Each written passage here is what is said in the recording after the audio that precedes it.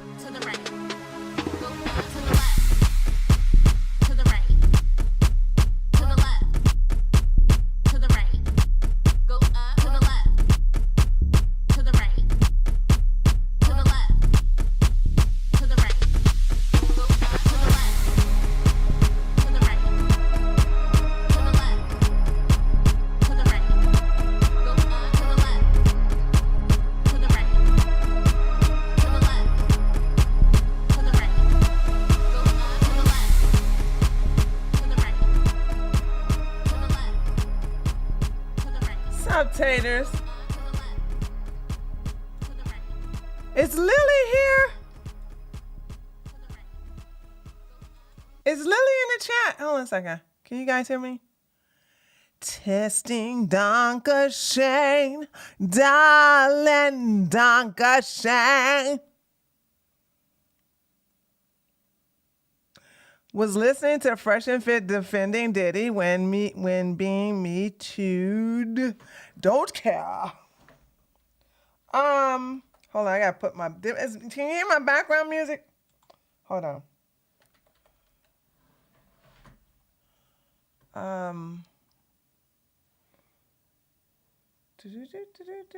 Yeah, I don't hear it either.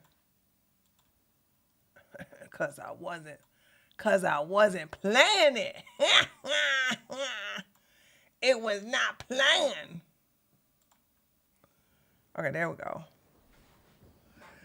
Lord have mercy, they are brigading Lauren Southern's chat. Okay, chat, I'm gonna need your help. Hold on, I'm gonna need your help.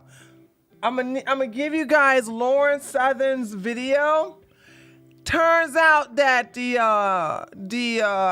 red pillars have joined together to vote down her video. They are hurt. And hold on a second. Once I find the video, where is the video? Hold on a second. I got it in the queue somewhere. Oh, here we go.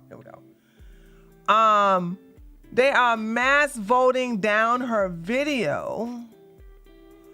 So I want you guys, let me go get it. Let me get it. I'm getting, God damn, they keep changing. How do you get the share button? Oh, here.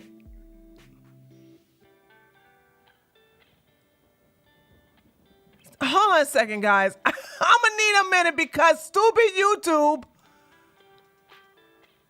has removed the share button.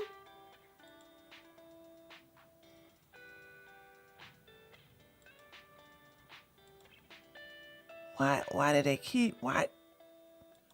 Okay, I found it. It's the arrow. Dumb. So, okay, let me give it to my chat first. Please just listen, we're gonna review her video here on this channel, but just go over there and like it. I need you just guys to just go like her video. Here, just go over there and like it. Here you go, Kick. Yeah, Lily just sent me an email that they are mass voting down her stream.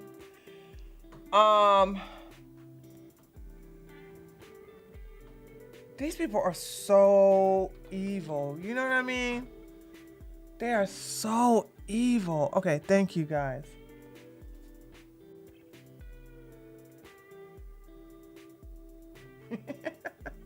Hold on. And turns out the quartering has triggered. Why is all this stuff happening when I'm live? Thank you, Nina. Thank you guys for doing that. I really, really appreciate that. You know what I'm saying? We're supposed to be on team good here, and you got these evil people who are doing doo-doo stuff. The quartering. Oh my God, I don't even know how to spell the quartering. How do you spell the quartering?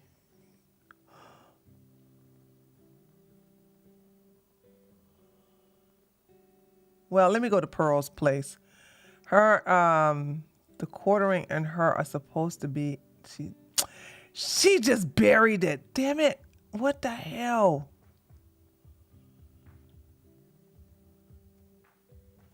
This chick. Oh my. So guys, Pearl has a new thing. Oh, you guys don't see what I'm looking at. Pearl has a new thing where she does the tarred hands. That's her new thing now. What? Hold on a second. She got the tarred hands going on, right? This is the tarred hands. Do I want someone with the nuke button? With the nuke button. I don't want that. I don't know with them. Do I want that with the nuke button?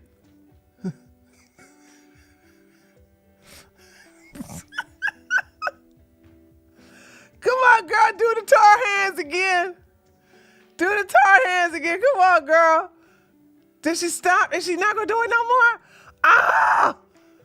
She's not doing it anymore. Okay. Oh, wait, there you go. What the women that stupid? Look at the women, you don't understand. The women that don't stupid, they don't need to vote. They need to stay in thought, and they don't need to have other babies. They also need to shut up, and they need to stop listening to other women, and they need to listen to the men. See, the women are so stupid, and they'll put the horse too. And these women need to close their legs and stop going on OnlyFans and making all this money. They need to stop getting at the temps. They need to set up. They need to cook. They need to clean. And they need to listen to me when they're in high school. I don't understand. These women are horse. They're sitting in the 304th. Okay. Chasing me down the street. Do you get much, you know? Okay. Where is the... Is this the one from Jeremy? Did she delete it or what?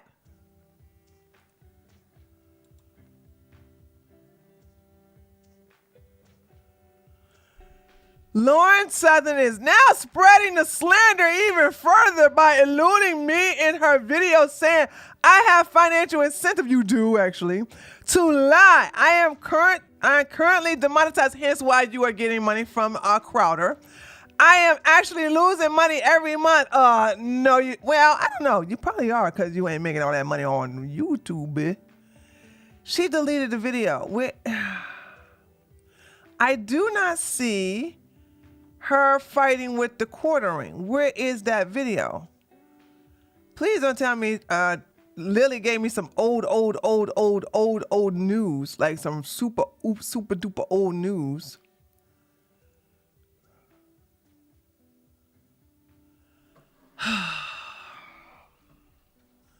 The quartering.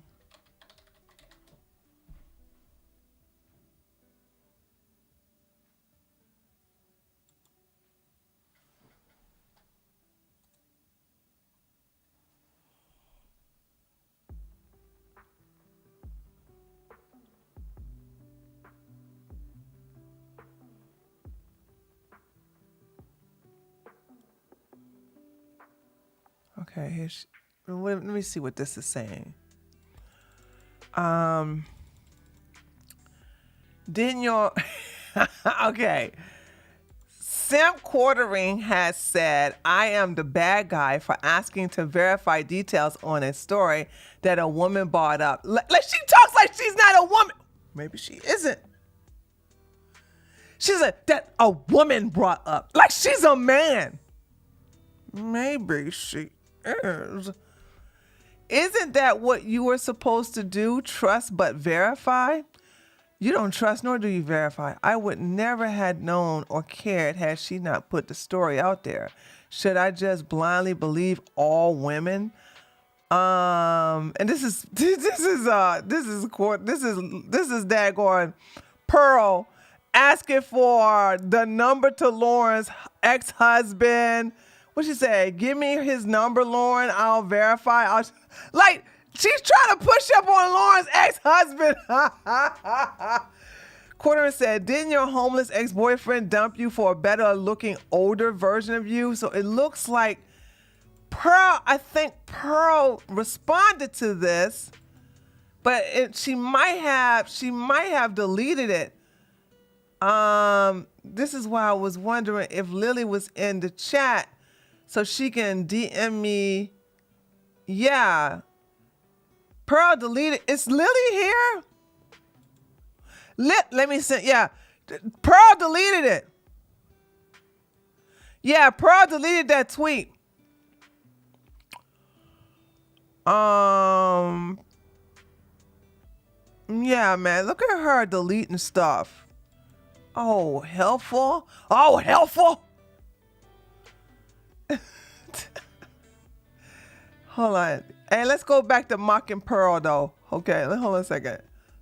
How do we mock her back again? I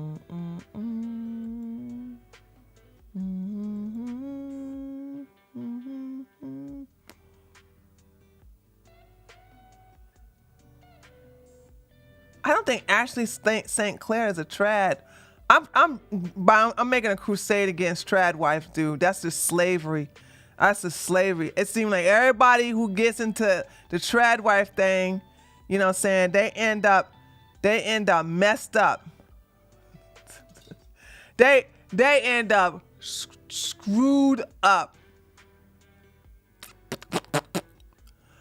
Here we go. Why don't these whores set the hands up? I don't understand what these whores doing. Do you know these 304s? They don't never say if they don't cook, they don't clean, they keep their legs open. Gosh, she doesn't do the tar finger anymore. She does the tar hands. I said that. We done made her do tar hands now. Hey, that's right. We got emojis for the hand. They end up arguing and yelling with the partner 6 days a week. Yeah. Like, I mean, come on, give me a freaking break here. So anyway, okay, hold on. Let me get that. What's she wearing? She wearing her grandmama clothes. She wearing her grandmama clothes. She wearing her grandmama clothes. Let me open up Discord. Hold on a second, guys. Let me go. She opened up her grandmama clothes. All right, here go the tweet. That day, she sure did delete this. Yay, I got a subscriber. I got a subscriber. Did I get a subscriber on Kick? One and only Stormy. One and only Stormy. Thank you for subscribing. Yay! Instead of hand-me-downs, they were hand-me-ups. Let me save this so we can show it to you guys, okay? Dun, dun, dun, dun, dun, dun, dun, dun, dun, dun, dun. Dun, dun, dun, dun, dun, dun, dun, dun, dun. Okay, hold on a second. All right, guys, let me show you this. Let me show you Pearl deleted tweets. Hopefully, I don't know if you probably put this on Pearl's deleted tweets account. All right, here we go. So this is what Pearl said after Jeremy said, didn't your homeless ex-boyfriend dump you for a better looking older version of you? Simp quartering has now gone personal. She goes personal all the time. This is what, by the way, you Christian biatches, I'm just blocking you when you bring your weak ass to my channel and say, we don't have to attack her looks, attack her arguments. This heifer does nothing but attack looks. You know when somebody showed me a video that I didn't even know exists? Somebody showed me a video where she called some actress ugly. She literally said this in the title. So I'm not arguing with these stupid ass white women. Again, it's always white women. I never have a black woman. I never have a black woman say, you shouldn't attack her features. You should always attack her. It's always white women. It's always these bitches. It's always them. It's always them. Oh my God. I wish these Karens get the hell off of my daggone page. God, I hate that about them, dude. Holy smokes. Not one time, to this day, not one time I had anybody, no Puerto Rican, no Hispanic, no Latinos, no Indians, the dot and the how, and definitely no black person has ever come to my daggone page when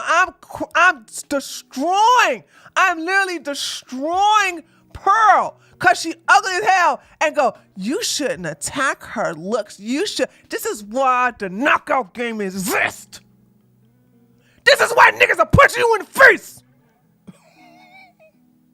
In New York, by the way, because they couldn't do that shit down here in Georgia, okay? I'm like, oh my God, like, shut up. Why don't y'all defend yourselves against the Diddy dudes and shut the hell up about I'm being too mean? Maybe that's wrong with you. You too nice. You got homeless black men knocking you the fuck out and you want to be in my daggone chat. You need to be too mean. You need to attack her arguments and that. Boing! Shoot. Ooh-wee, I got a super chat. ZZ, thank you so much for the little hearts and the clapping. Yeah, that is getting, so I don't even argue with these clowns anymore. I just block them. And today was the Christian ones. Because I noticed they all had that cross in their bio. Please don't lower yourself to her level. And then block! We should attack her arguments and not really result to the level that she enjoys by going after her looks. Block! I'm like playing with that. Okay, not playing with that. When you white women know how to fight, then you can tell me what to do. As long as you're getting your ass kicked, I don't want to hear nothing from you. You're not in a position to tell me nothing. Now, if a chica, if a Latina, if she come up in my tag on replies and say, Mommy, you don't know how to do that, okay? Okay. Yeah, I know these puntas, okay, I know how they be, but you don't have to go and lower yourself. I like, okay. See, that's the thing. They'll never do that. I'll never have anybody of color tell me to not go low. No, Daniel Pearl always goes after people's looks. It's just that these weak-ass white women, they can't fight. So they are ashamed when they look at somebody bad and black man myself, just taking on people. I don't even care if we are cool. You get in my way, I will.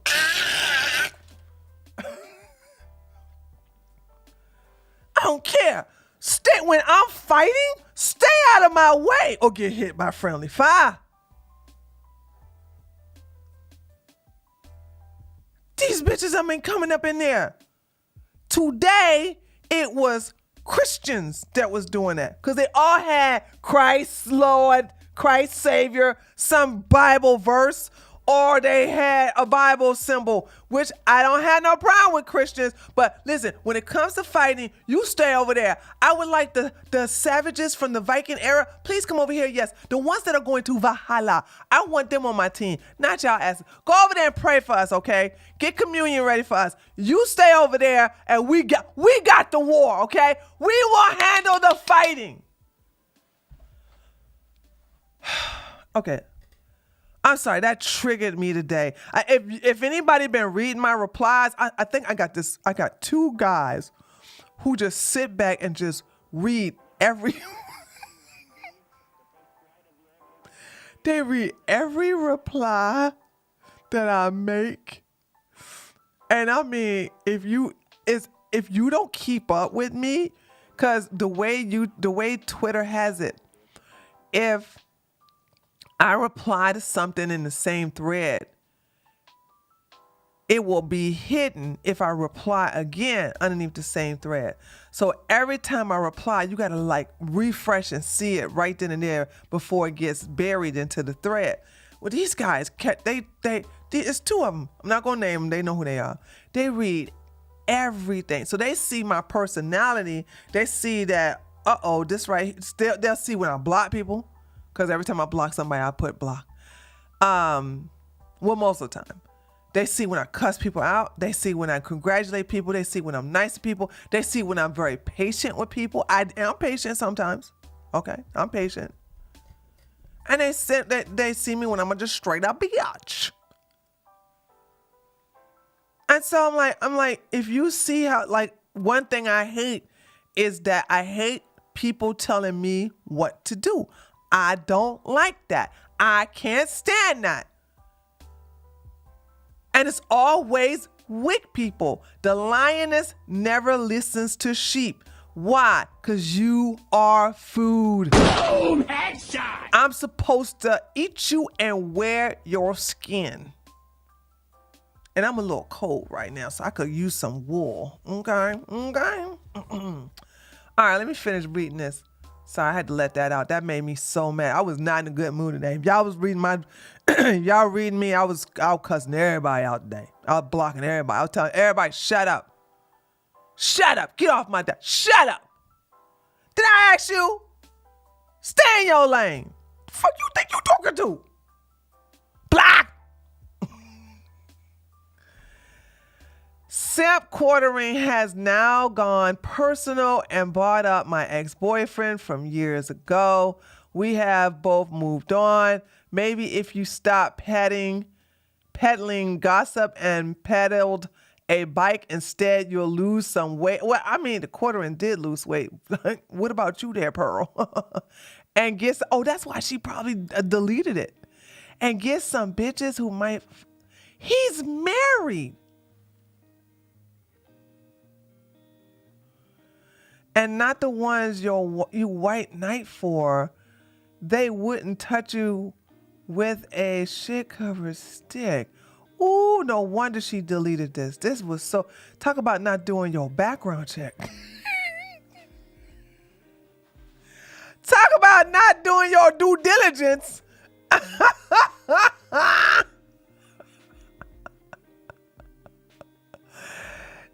Okay. For those of you who haven't seen Jeremy lately, Jeremy has lost weight. Jeremy, I think, is on the keto diet, I think. Yeah, she angry drunk tweeting. I don't know how much weight Jeremy has lost, but Jeremy isn't the fat body that you think he is. So I'm just saying, I don't know. I'm like, this doesn't. He always talks about his wife though. Well, she doesn't do her due diligence though, because everybody knows. Everybody who knows. I got a super chat. Everybody who knows the quarter and knows he's married. Kevon, I'm doing so good. Hey, Kevon, how you doing? Thank you so much for $5. Hey, Tree. Ooh, I got a super chat. Dude, did you know that Hulu documentary about Freaknik? The Freaknik? Oh no. The Freaknik Hulu is out. The Freaknik documentary is out. I gotta go watch that. Make sure I'm not in it.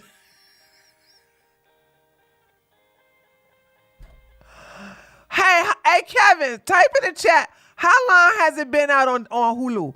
Hey, Ro Kiss, thank you so much for the $5. Gang, gang. I couldn't go good. Random info. I gave birth to my third baby girl. Hope you were. You did! Oh my God! You gave birth to a baby. A baby came out of you for the third time. Go roll, go roll. Giving babies, giving babies, giving babies. Yeah, yeah. Have the babies. Get your babies. Have babies. Da-da. Girl, you pushing them out, ain't you? Get that. Go ahead. Give out them babies. Give out them babies, okay? You be having them babies, girl. Have them babies. March the 12th. Okay, that's been out for what? 2 weeks now? Okay, look like I'm not in it. Because I would have heard something by now. I said there's a chance I'm not in it because I would have heard from it by now. Yeah, I would have heard something. But I'm gonna go see it. I don't have a Hulu account. I'll go get the Kevin, remind me next week. Uh-oh, my boobies are itching.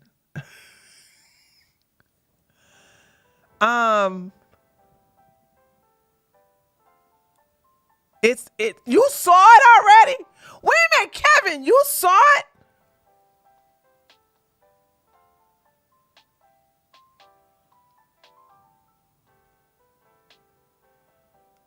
I can't wait till P. Diddy doc to come out when it's all in the open. Me too, Stormy. Okay, so Kevin, you didn't see me then, huh? By the way, I didn't have dreadlocks when I went to Freaknik. Even when I was a cop, I didn't have dreadlocks, so. But I still was tall.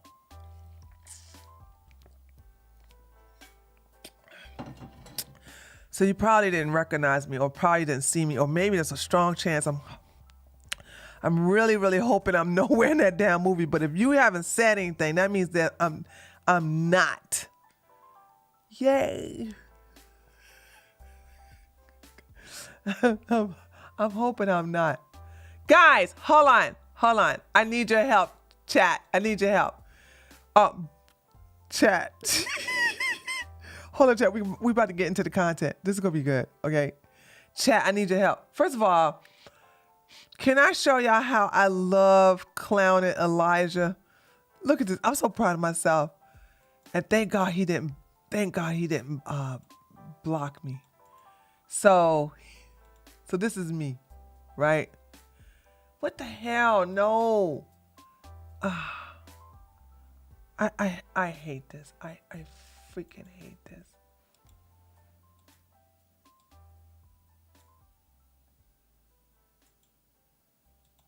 Hold on, y'all. Okay. Y'all ready? So, Elijah says, demonetization. Hello, Elon Musk. I think there might be a big mistake, as I was permanently demonetized for sharing a breaking news story. By the way, Pearl's demonetized too. I am a credentialed reporter that was penalized for doing my job. And I would like, how do I sound gay? I am a penalized reporter I was a credentialed reporter, okay? That penalized for doing my job. Well, he doesn't smack his lips. God, that's what Bryson does. Personalized for doing my job, and I would like to reverse this if possible. My account, along with Raw Alerts, so got ads. I showed it to him. And many other news accounts received a notification our monetization was paused in February. We all sent appeals. Mine was the only account that got this message monetized. Monetization would not be reinstated. We shared a breaking news story that was being released in real time. At the time of posting, none of us knew the story of Justin Moan was against terms of service. Once the media was disabled by X due to its sensitivity, we all quickly deleted our post. At first, I thought my media disappeared, but once I was aware X deleted them, I followed suit and deleted all posts that discussed this story. Okay. I apologize as we don't always get it right. As people who post breaking news, I explained that in my appeal, since I see much more extreme stories and videos of breaking news being shared by monetized and verified accounts on here daily. Okay? I am a journalist, all right? A hot journalist, a sexy journalist, a horny journalist for men that works for several credible organizations. I break news on this app all the time. I have interacted with Elon here several times in the last 18 months. I was demonetized for sharing breaking news. I didn't have any strikes before or after. I do not violate TOS. And while I understand the precautions was taken with us news accounts, as the story appears to be sensitive, like my butt. Every other account had their monetization reinstated, but mine was not. When I asked why, I got no response. Like, what? What the fuck? Okay? And was given an automated message without explanation. I figured this must be a mistake since I was really enjoying X, and this feature of enabling me to work freely on content as an independent video creator on top of my journalism. Stop it. What are you doing? Can someone at X please review and help me get an answer here? I appreciate all you guys. You're so sexy. Yum, yum. You know what I'm saying? I appreciate all of what you do and have done for this platform and hope to resolve this soon. Okay? It's extremely disappointing as a freedom-loving journalist heading into the elections to feel like I was penalized for doing my job and not giving a chance. As funding my work through this awesome platform, there are no other platforms left that support the work of creators like myself and my pink tutu. Like, this is so much content that I could be exposing, and you're stopping me. I need to buy my poppers. Helping anyone with connections can help me rectify this, okay? Blowjobs will be given. And then I said, where is it? Hold on a second. Am I at the bottom of here? Yeah, here I go. So look, this is me. Like this, I like this color. How about you, Elijah?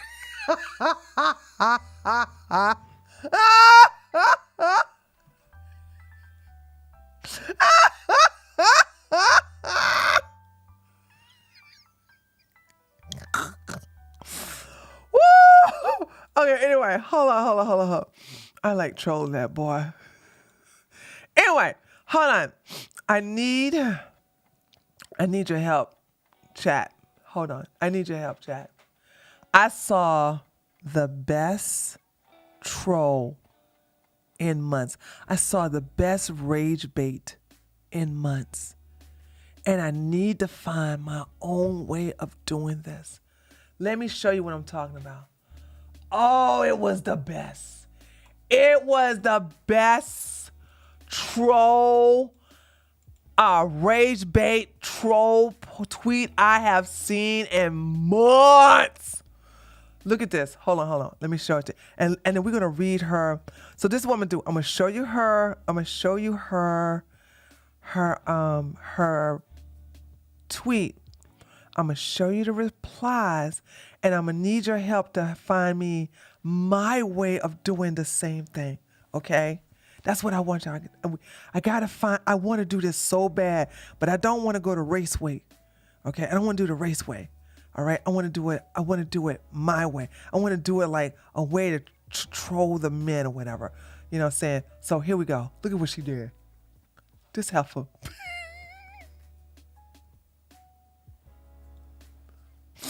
I don't even know who she is. She a small account. Okay, ally, woman, power, expert, PhD, gender, she, her, pronouns, Black Lives Matter, smash the patriarchy. Like, I can't tell if it's a parody account or not. But let's look at what she says, right?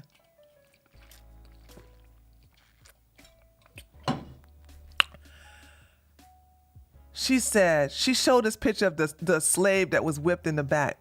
She said, some privileged white women get punched in the face in New York City by black men, and the far right is pissed about it. You all used to whip black people and had no problem with that. But suddenly it's an issue when a white slave owner's descendant gets some karma on behalf of her ancestors. Imagine if black people... This is so good.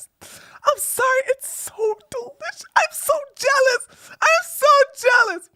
Imagine if black people robbed or attacked white people often. You all would be outraged. You should be thankful it's only a small hit.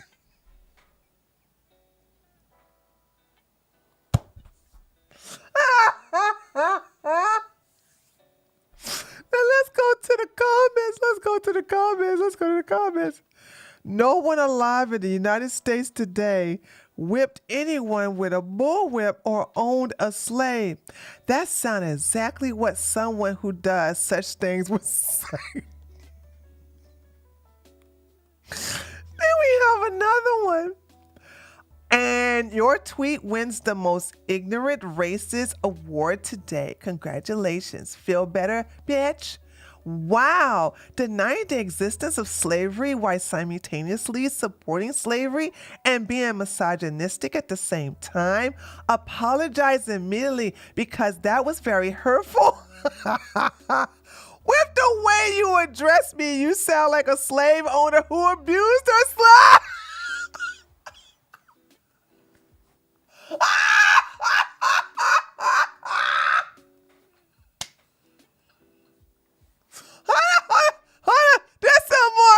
There's some more. So you are guilty of crimes that are committed by others? I'm a minority. LGBTQIA2S plus and was born into the body of a woman. So that doesn't apply to me.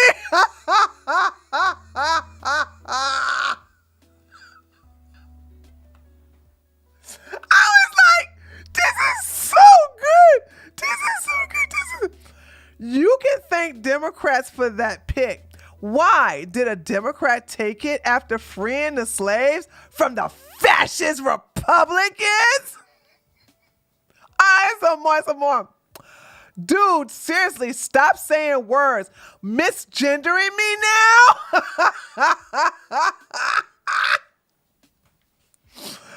Brian says, white savior syndrome is a hell of a drug. I'm not sure why you view me as your savior, but I'll take it. And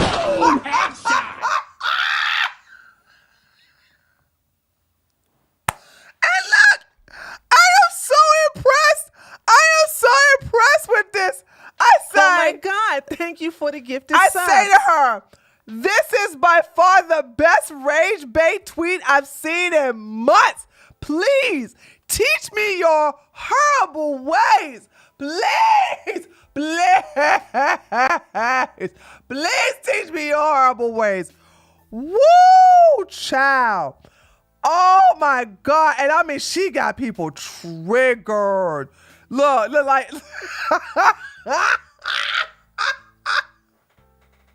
This is AI generated. This is not a real picture. This is AI generated, right? So I'm just sitting here saying that. Well, obviously, I can't do nothing like this here. Okay, people already know what I am. But oh my God, this was so good. This was so good, dude. Oh my God. So listen. Hold on, let me read who did it. Woo!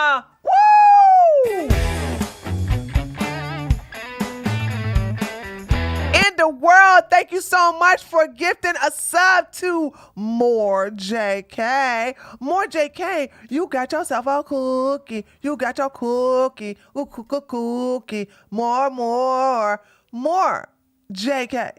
Be sure to thank In the World for your gifted sub. Thank you, In the World. Mwah. I appreciate love you. So listen, chat, I'm jealous. We got to get together, okay? Maybe we can't come up with something now, but I want you to think about it, okay? Your birthday's at midnight, Morgan. Be sure to remind me so we'd be the first one to wish you happy birthday. I need you guys to think of it overnight. Don't think of it now because we got too much content right now, okay? I want you to think about it, and I want you to think, what could I do to trigger people like this? I want to do it as men. I want to be able to trigger men. I want to do something like, oh God.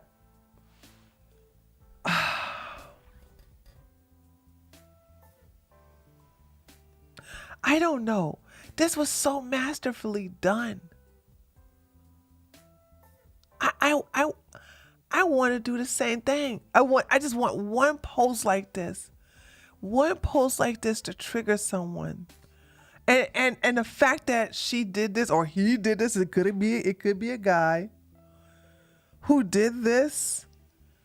You know, when the whole news of the whole punching thing came out, I don't know. It's just this was such a good troll. You know, so many people fell for this. But I just saw it for what it was. Was that black guy the principal on Mean Girls in that GIF? I don't know. I never seen that GIF before. He could be. But oh my God, I want so bad to do this. So listen, tomorrow I want all your ideas, okay, on how I could do a epic troll like this. That you guys are gonna be in on a troll. But I kind of wanted to be trolling, but I kind of wanted to be a little obvious to people who really know me. Like, people who don't know me will probably be like, oh my God, I can't believe you said that. You know what I'm saying? But help me find a way to troll, find a subject. I just need a subject to troll like this because this was so good. Okay. Anyway, as a matter of fact, let's go to my Twitter. So this tweet, I had no idea that this tweet was going to take off. 269,000 impressions. This is absolutely boinkers. And all I did was take the video of Mr. Watch It. That's all I did. And then I said, there are women whose self-esteem is so low that they consider any form of abuse an act of love. There are men who resent and hate women so much that they consider us to be subhuman filth. How do you identify these people? Simply look at all the POS who defend Crowder. Now, woo, child, you talking about triggered,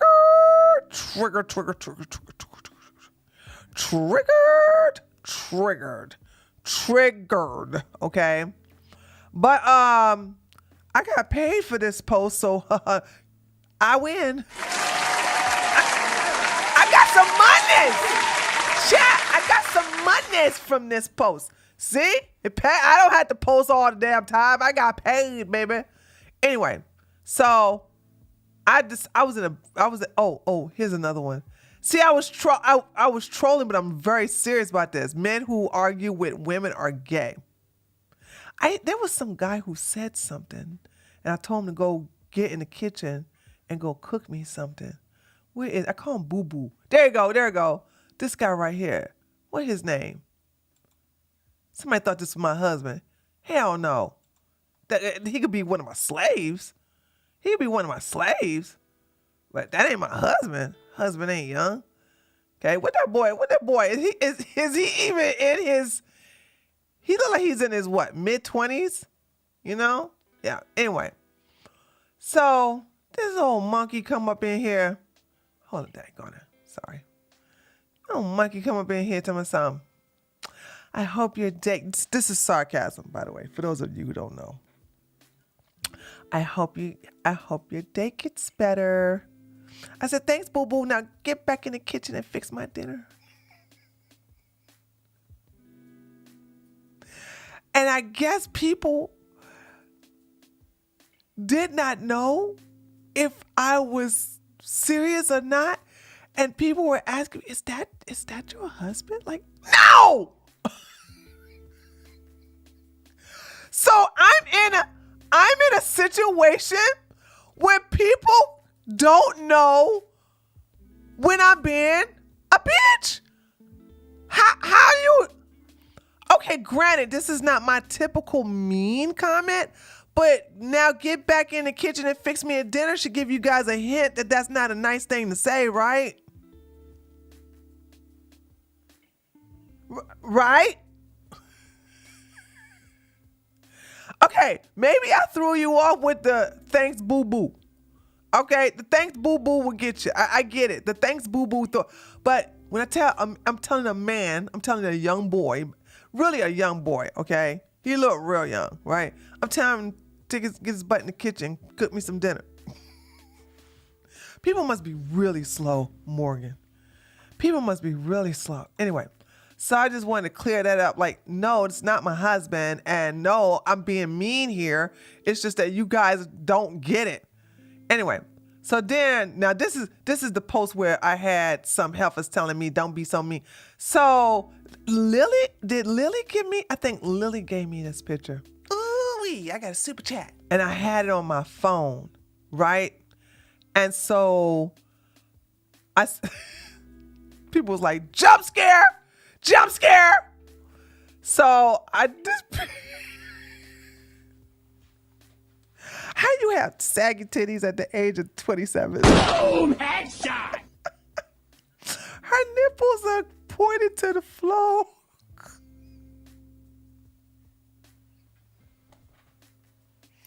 I don't understand this. How do you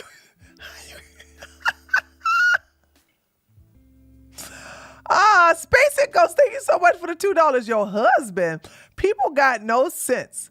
LaMayo, I know Space and Ghost. I like what? Like, first of all, I would never talk to my husband that way. Are you serious? I got a super chat. Thank you so much, Purple Lily for the 80. What is that? Wait a minute. Hold on a second. What is that? That's 82 cents in American. That's all I can tell. They converted it for me. But thank you so much. I. Oh, do they sag low? Do they buck? Oh. Do your titties sag low? Do they buckle to the floor? Do they drag her around like you never seen before?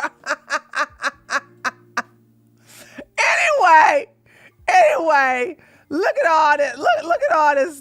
These daggone wrinkles in the bags. Ooh-wee, I got a super She chat. didn't have bags under both eyes. She had it once on one eye. More, she kept hating on women. Now they're under both eyes. Daniel, thank you so much for the $5. Correcting the record. Red Bar latest investigation pertains to Oliver Tree, not Tree of Logic. False alarm. Mike loves the in ladies. Tell Mike, listen. Can you please tell Mike that can he imitate black women again? Even if he has to do me. That's what made me fall in love with him. Like, white men are so afraid to imitate black women. And I mean, get all character, get into character and do the like sassiness. Like I haven't seen a black person get imitated. Well, a black woman get imitated by a white man since Mike. Now Gavin used to do it. Gavin stopped. Ooh-wee, I got a super chat. Like so many people have gotten politically correct now. So yeah, but Oliver Tree. Who is Oliver Tree? I don't know who that is. I'll look him up though. But thank you so much for the $5. Buddha Titi boy. Buddha Titi boy. Thank you so much for the $10. Thank you so much. She got that Joker smile. She sure does. What does the Joker say? Have you ever danced with the devil by the pale moonlight? Yeah. He was on H3. Who was on H3? Oh, Oliver Tree was on H3. Let me look and see who this is. Sound like my chat knows who this is, and I don't.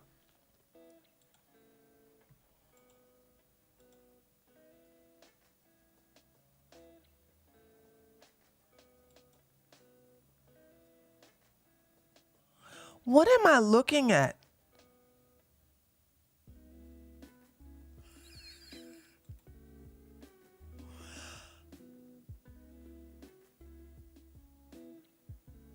What is this? Who is this? Hold on.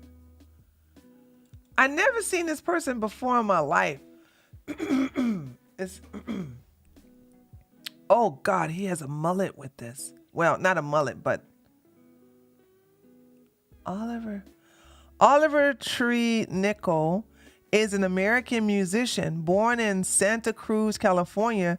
Tree signed for Atlantic Records in 2017 after his song When I'm Down went viral and released his debut studio album Ugly is Beautiful in 2020. I think this is too white for me. I think he is too white. But thank you. Y'all know who this person is?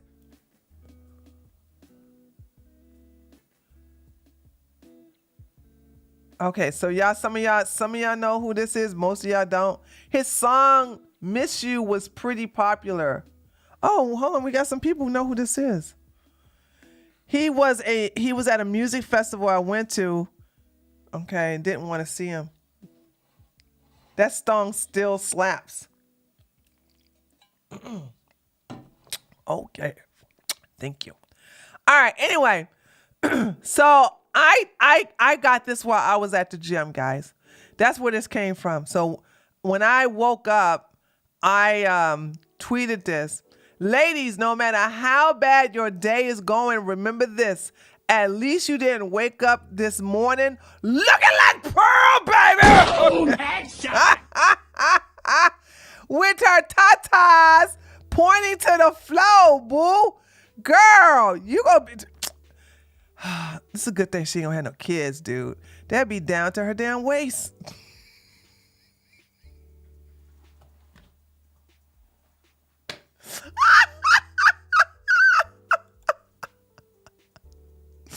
Oh my God, dude. Dude, I swear. Oh my God. So I was like, yes, y'all. Yes, yes, yes. Twitter is outraged at Chrissy Mayer, transphobia and ableism. What? Chrissy got, who is mad at Chrissy this time? Hold on a second. Let's go peek. Let's go take a peek real quick, guys. Let's take a peek. Oh, Cat is there. Hold on. How do I turn this on? About it is because when I was younger, there was not a lot of information about you. Hold on. Look at her. Look at her. Put a big old stomach up here.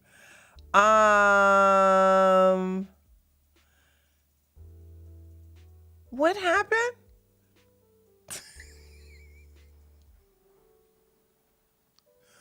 Okay. Okay. Okay, I'm trying to figure out what happened.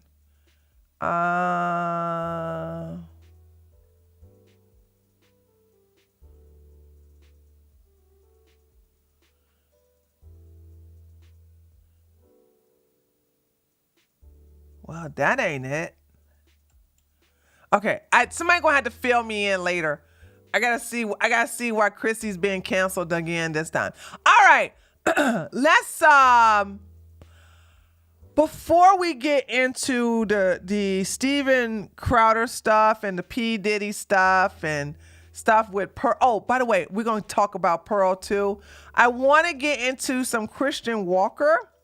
Somebody on Twitter shared me this. It seems like he was like, did you see that Christian Walker put his dad on blast? And I said, he did that already. What's going on? I said, this is old news. And it's like, no, he's went really, really in detail in reference to his dad. I was like, oh, what's up, Joe? I said, oh, I'm going to have to look at this.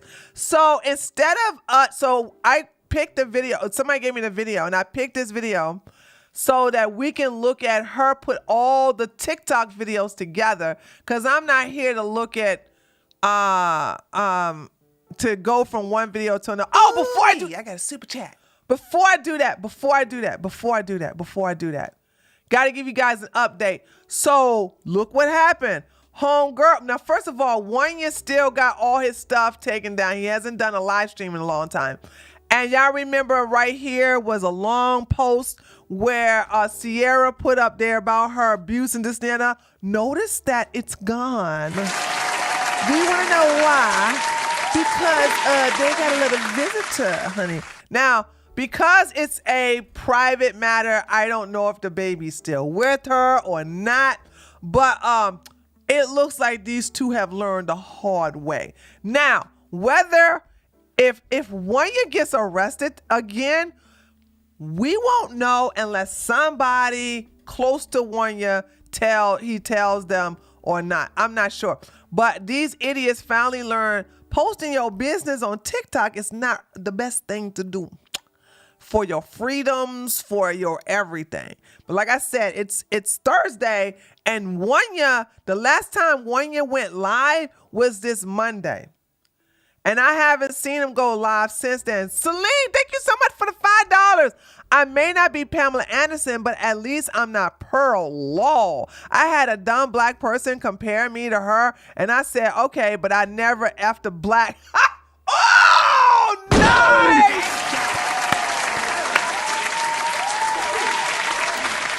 I'm going to have to, I need you to take the word black out your vocabulary.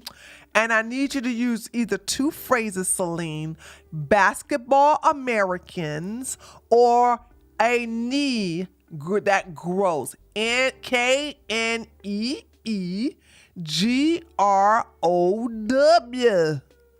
Okay? Again, Kneegrow.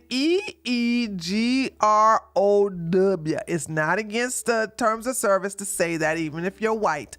Okay, but if you're a little shaken up, you don't want people coming after you, then use the terms by basketball Americans, or if you really want to get down and dirty, say Tyrones or didn't do's.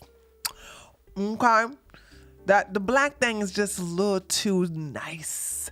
I mean, it was a little bitey, you know, it hurt his feelings, but it was a little too nice. So anyway, so that's the update with these clowns. So let's go here and listen to Christian Walker put his father on super duper blast. We're early. We're going to watch these first 3 of his series, Our Big Secret. The day my mom brought me home from the hospital, her best friend came over. Okay, it's so low. Give me a moment to turn this up. Hold on a second, guys. To tell her that the best friend and my father had been having an affair. My dad pulled a pew-pew out on both of them. They wrestled him to the floor. The police had to be called. The day my mom brought me home from the hospital, her best friend came over to tell her that the best friend and my father had been having an affair. My dad pulled a pew-pew out on both of them.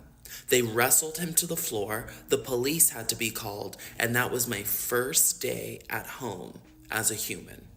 Welcome to Our Big Secret. So I'm going to give you a little bit of background and build us up to this day. Later in the series, we'll go back, we'll fill in more holes, but I think it's important to set the scene of this day so you know everything that's going on. So this and Christian, me and Christian are cool as hell. Christian knows that I be clowning on his dad because his dad is like a mush mouth. Yes, his mom's white. And I said, Christian, I don't mean to talk bad. And Christian, no, I don't talk really favorably about his mom, his dad.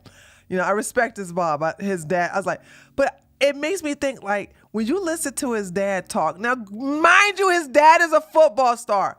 So I kind of like, maybe that was it.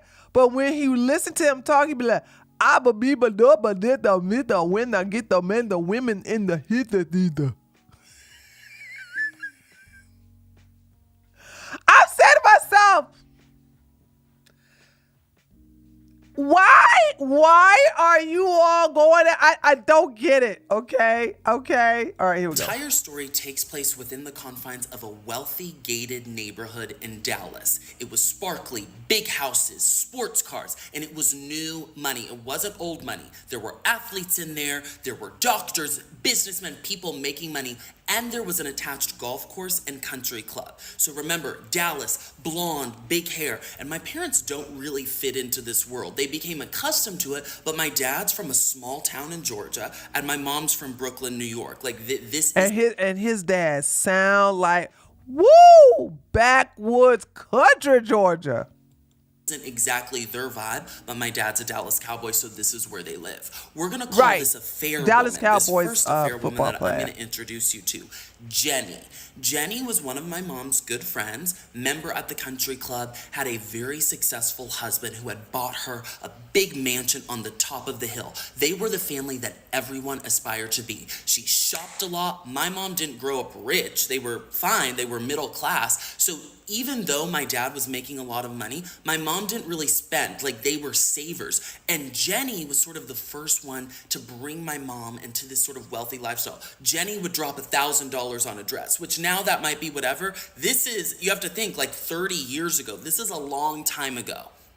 So Jenny, I also describe her because she's going to be a character for a lot of this story. I describe her as a Venus flytrap. She was likable. She was the popular girl. She wasn't super pretty, but she was popular. She was confident. Everyone wanted to be her friend. She was a ringleader. You know, she played tennis. She was that girl with the hot, rich husband. But she was having an affair with my dad. And no!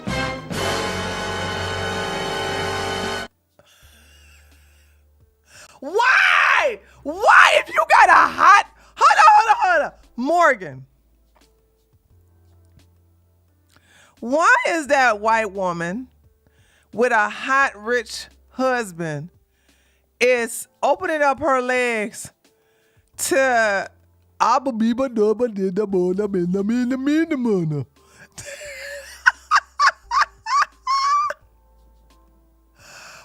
are these people eating with their shit? I don't understand this. By the way, I haven't seen any of this, by the way. I haven't seen any. The BBC, it can't be all that, honey. Oh, my God. All right, let's listen. We're gonna build that up later, but let me bring you to the day my mom brings me home from the hospital. My mom has just gotten home with me. She's just delivered her first and only child. My grandparents are in town visiting, and my dad had previously abandoned her in the hospital, but he's now home, but there's something really off with him. And suddenly the secret doorbell ring goes off. Now remember, my father's famous. We might be in a gated neighborhood, but still people would come to the door and ring the doorbell. And so for friends, there was a secret doorbell ring so they could let my parents know, hey, it's not like a fan or whatever, this is a friend. And the secret doorbell ring goes off and my dad screams to my mom, don't get it! And my mom's like, but it's the secret doorbell ring, like I'm gonna go get it. So she goes to open the door and Jenny's on the other side of the door. And my mom goes, oh, did you come to see the baby? And Jenny goes, we need to talk. And my mom says they went single file line into the bedroom. My mom's like, I already knew. I knew. Single file line to the bedroom. My mom, Jenny, and my dad. My mom sits on the bed in the master bedroom, Jenny sits on the bed, and my dad's standing, and he looks just angry. And Jenny says to my mom, Herschel and I have been having an affair. My mom jumps on Jenny, probably jumps on my dad too. They start fighting, and my dad suddenly pulls out the pew-pew. Well, Jenny and my mom then, they start screaming, please don't pew us, please don't pew us. They tackle my dad, they're wrestling the gun out of his hand, and while they're wrestling it, my mom's screaming, my baby, because I was in the other room with my grandparents. My grandfather hears, he runs to the door and it's locked. He starts banging on the door and he says, open up or I'm gonna call the police. And my dad says to my mom and Jenny, he says, if he calls the police, I'm pew-pewing everyone in the house. And so they start screaming, don't call the police, don't call the police. He'd already called the police. The police come, they start banging on the door. And my mom and Jenny are like, we're fine, we're good, because remember what my dad had just said. And the police says, open the door and let me see that you're good. And so they all sit on the floor, real quick. I don't know where the pew-pew is now. It might be in the drawer, it might be behind, I don't know. My dad goes and opens the door, and they're just sitting crisscross applesauce on the floor like nothing's gone on. And the police officer goes, are y'all good? And they're like, yeah, we were just having an argument. And he's like, okay, I'm gonna trust you, but you call me back if you need anything. Remember, my dad's also a famous football player. That's gonna come into play later. The police would oftentimes not even do anything because he was famous and he was whatever, we're gonna come back to that. The door shuts. My mom's like, can y'all just get out of the house? Can y'all just leave? And that is a big part of this story. Had he just left, we probably would have been okay. He wouldn't leave us alone. Judy leaves the house. My mom comes back to get me. That was part one, day one of my life at home, and part one of our big secret. Wow. Okay, I'm hooked. I'm hooked. Hopping way part two of our big secret. The week I found out I had a secret sibling. We're hopping way forward to my teenage years. I promise we're gonna go back to early. Oh no, he has a secret sibling.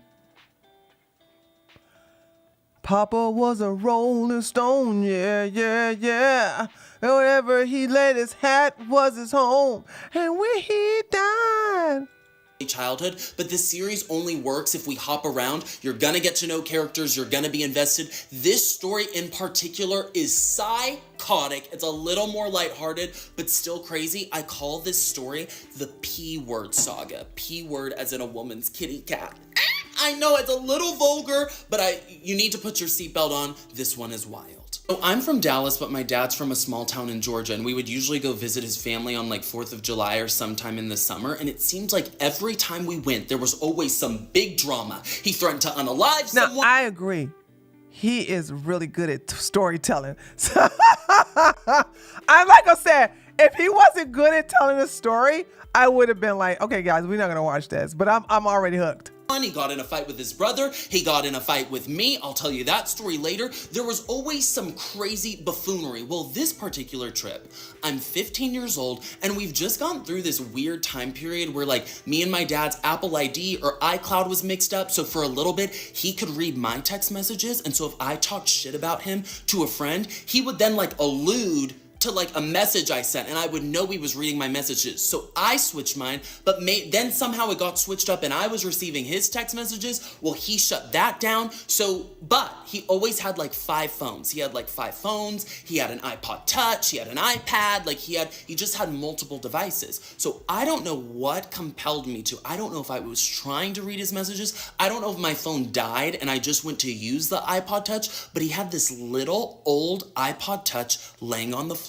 So I go to grab it. I knew the password. I got in and I see that it has his text messages. Well, on my grandparents' property, there's like multiple houses. They didn't grow up wealthy. My dad later built an extra house on the property, whatever. So I'm in one of the houses alone. So I start reading the text messages and I see that there's a little mixed child, probably like 6, 7, 8 at the time, there's a video of a mixed child saying, "Happy Father's Day."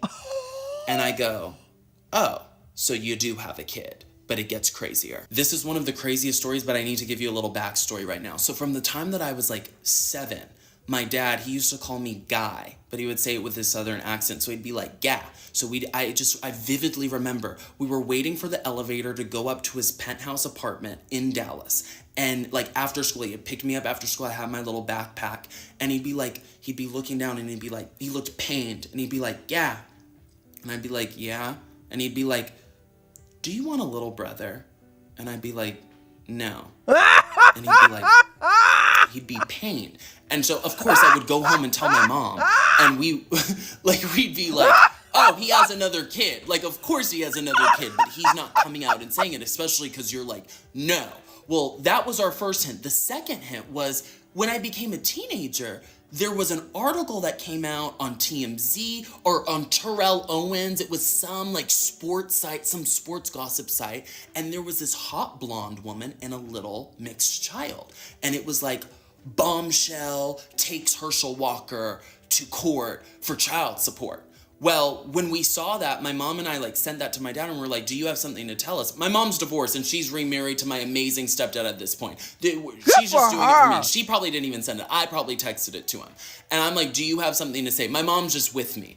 And he'd be like, "No, my lawyers are taking care of that. That's just some woman trying to get money out of me. That kid's not mine. That kid's not mine." So by the time that I discovered this message, he's already lied multiple times. And my mom had said to him, "Herschel, you better tell Christian if you have another child, because this is going to come to bite you in the butt. You better be honest." And he'd be like, "No, I don't have another kid. You think I have another kid? I don't have another kid." That's how he would talk. So, okay, so there's part 1. So when I see that video, "Happy Father's Day," I take the iPod Touch. This is our last day at his hometown. I take the iPod Touch. I had it in my room. He has too many devices. He's not even going to notice. Well, this same day, he had a fiance at the time, and he'd been engaged to his fiance, we're going to call her Kelly, for longer than this child had been alive. So if the child's 7, he's been engaged for 10 years now. Like See, we don't feel sorry for her. Engaged for 10 years? You engaged to a famous millionaire football player for 10 years? Are you serious? I bet she was doing a 50-50 too. Been engaged longer than the kid's been alive. And so that same day, Kelly gets a voicemail from another. Hold on a second. I hope I didn't miss a super chat. Did I miss a super chat earlier? I don't think so. Let me see. No, that was Celine. I read hers. Kevon, thank you so much for the $5 ice cream. So good. The way he expressed with his hands reminds me of Myron, who's a homosexual. I told you, well, Christian is openly gay. So, and Myron is in the closet. He needs to come out of the closet. So there's that, okay? Other woman my dad had been sleeping with for probably 20 years. We're gonna call this woman Anne Marie. You're gonna love Anne Marie. She did awful things, but honest. I don't believe in 10-year girlfriend. Honey, I don't even believe in 3. hold on. If I was young, I would probably do a three-year girlfriend, maybe 4. But as I got older, I was like, honey, you should know within 2 years if we are not married, moving on. She's an iconic character. You're gonna live for her. Kelly gets a voicemail from Anne Marie because Anne Marie had been trying to get a hold of my dad, but when he was busy, he wouldn't answer some of his other women.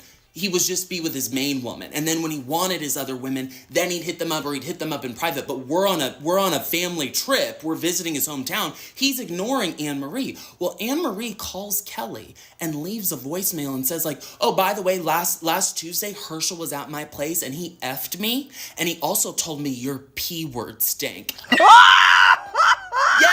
Yes, he told. No! Yes. My dad had told Anne Marie that Kelly's P word smelled bad. This is the same day I find out I have a secret sibling. Okay.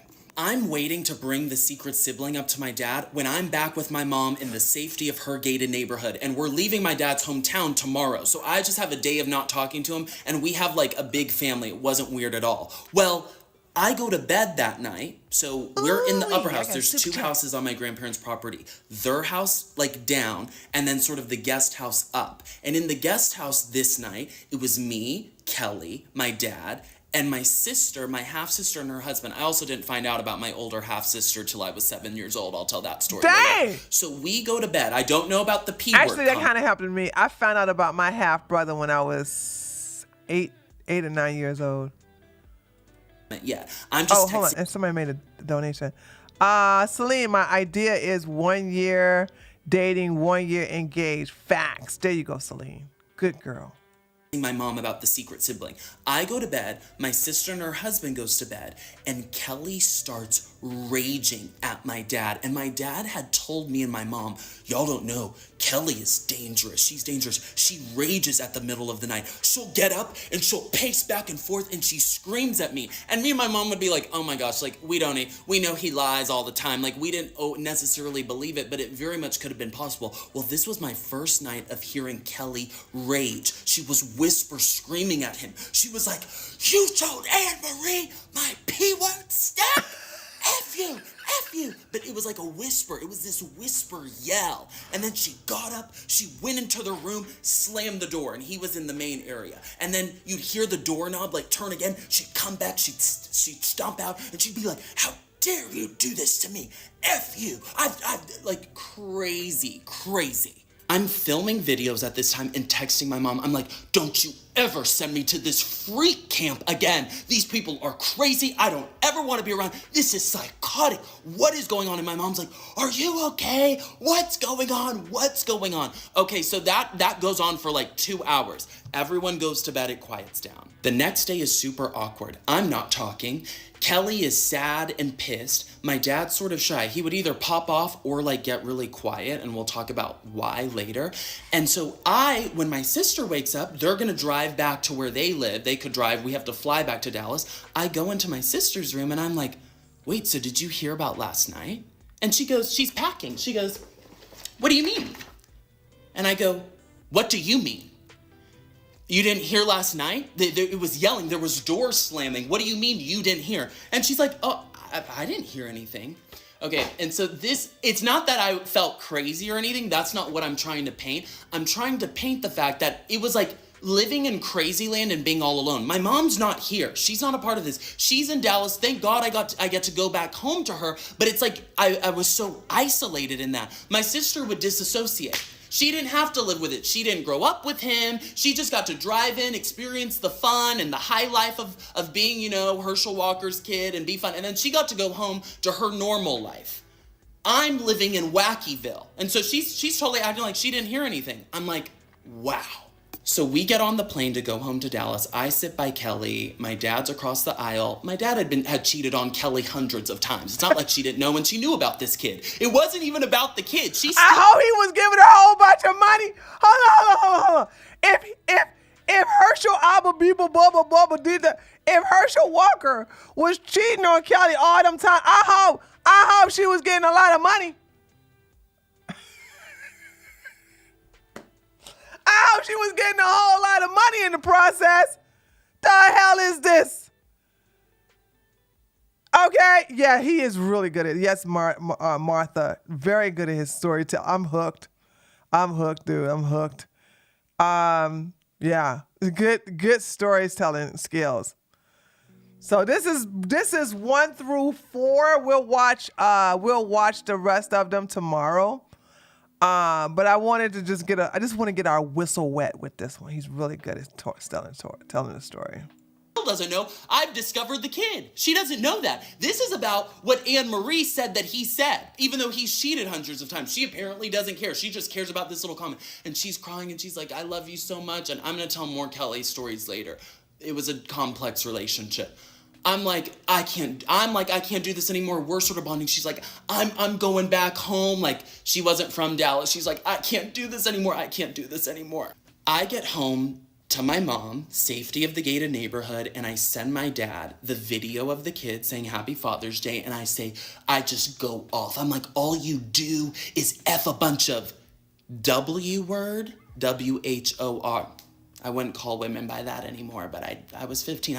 All you do is F a bunch of W's. How dare you? You're disgusting. I pop off, and he's like, he texts me back something like, don't be disrespectful. I'm like, disrespectful? You have kids out here. You don't. Like, it was wild, and I didn't talk to him for a few months, but he still had custody over me. I had to talk to him again. That's part 2.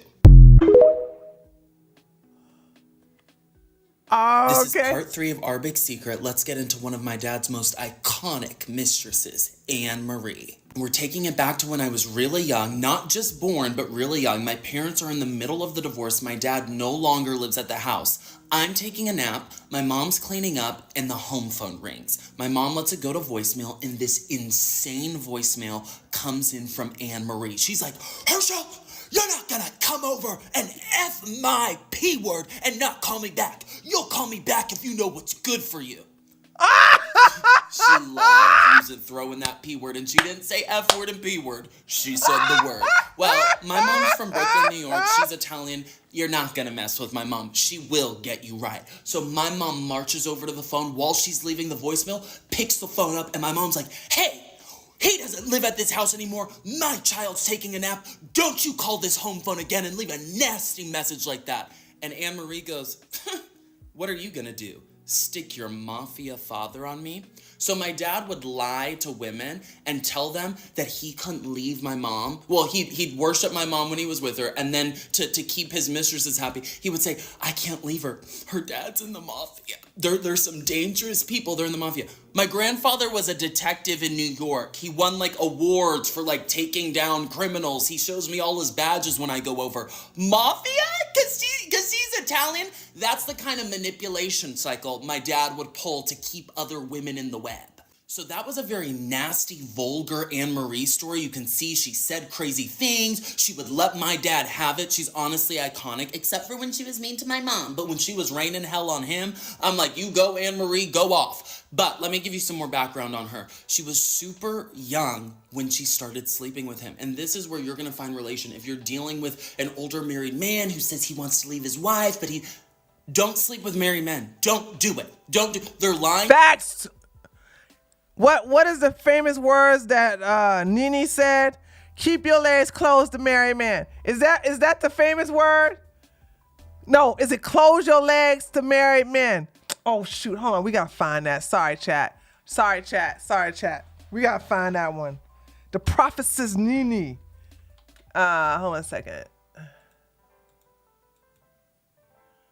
The prophetess Nene. Nene leaks.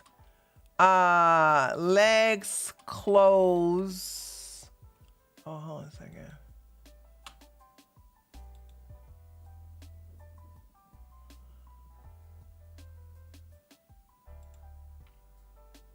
Close your legs to married men. Close your legs to married men. You heard me? Close your legs to married men. Wow. Close your legs to married men. Close your legs to married men. Close your legs to married men. Close your legs to married men. Okay, that's what you need to do. You need to close your legs to. First of all, none of y'all should be dealing with no married men ever. ever. Even if he got that bag, you be like, yo, I'm sorry, I don't do that. I don't do that. I'm not a home wrecker. You know what I'm saying? You better get rid of her first, and then you can bring me some money, okay? Whatever. But I'm just like, don't close your legs to married men's. Close your legs to married men's, okay? Okay? All right, here we go. To you, first of all, please don't break up families. Second of all, they're probably lying to you. Super young, she lived in the neighborhood with her parents, and they eventually got her a condo right outside of the neighborhood. Her parents were obsessed that she was dating a Dallas Cowboy. The Dallas Cowboys are big nationwide. Imagine being in Dallas, what the Dallas Cowboys are. True. They're everything. They were obsessed, and my dad's selling her and the parents this lie. I want to be with your daughter, but my wife, her family's in the mafia. I can't get out. I can't get out. Now let's loop Jenny back in here. Yeah, let's start intertwining people. So this is nuts, this crazy story. So there was a hair salon across the street from the neighborhood. Jenny was married to a guy we're gonna call Matt. He was handsome, he was a surgeon, he was smart, he was intelligent, he was well dressed, and he worshipped the ground Jenny walked on. Then why the hell was she with your damn father? Boom, headshot. What's wrong with these white women? First they get in my daggone replies to myself, don't attack her looks, attack her. All right, shut up. Backhand slap them. And did they have Mr. Perfect and still want the BBC from somebody who's a character out of the, Fat Albert cartoon series? What is going on?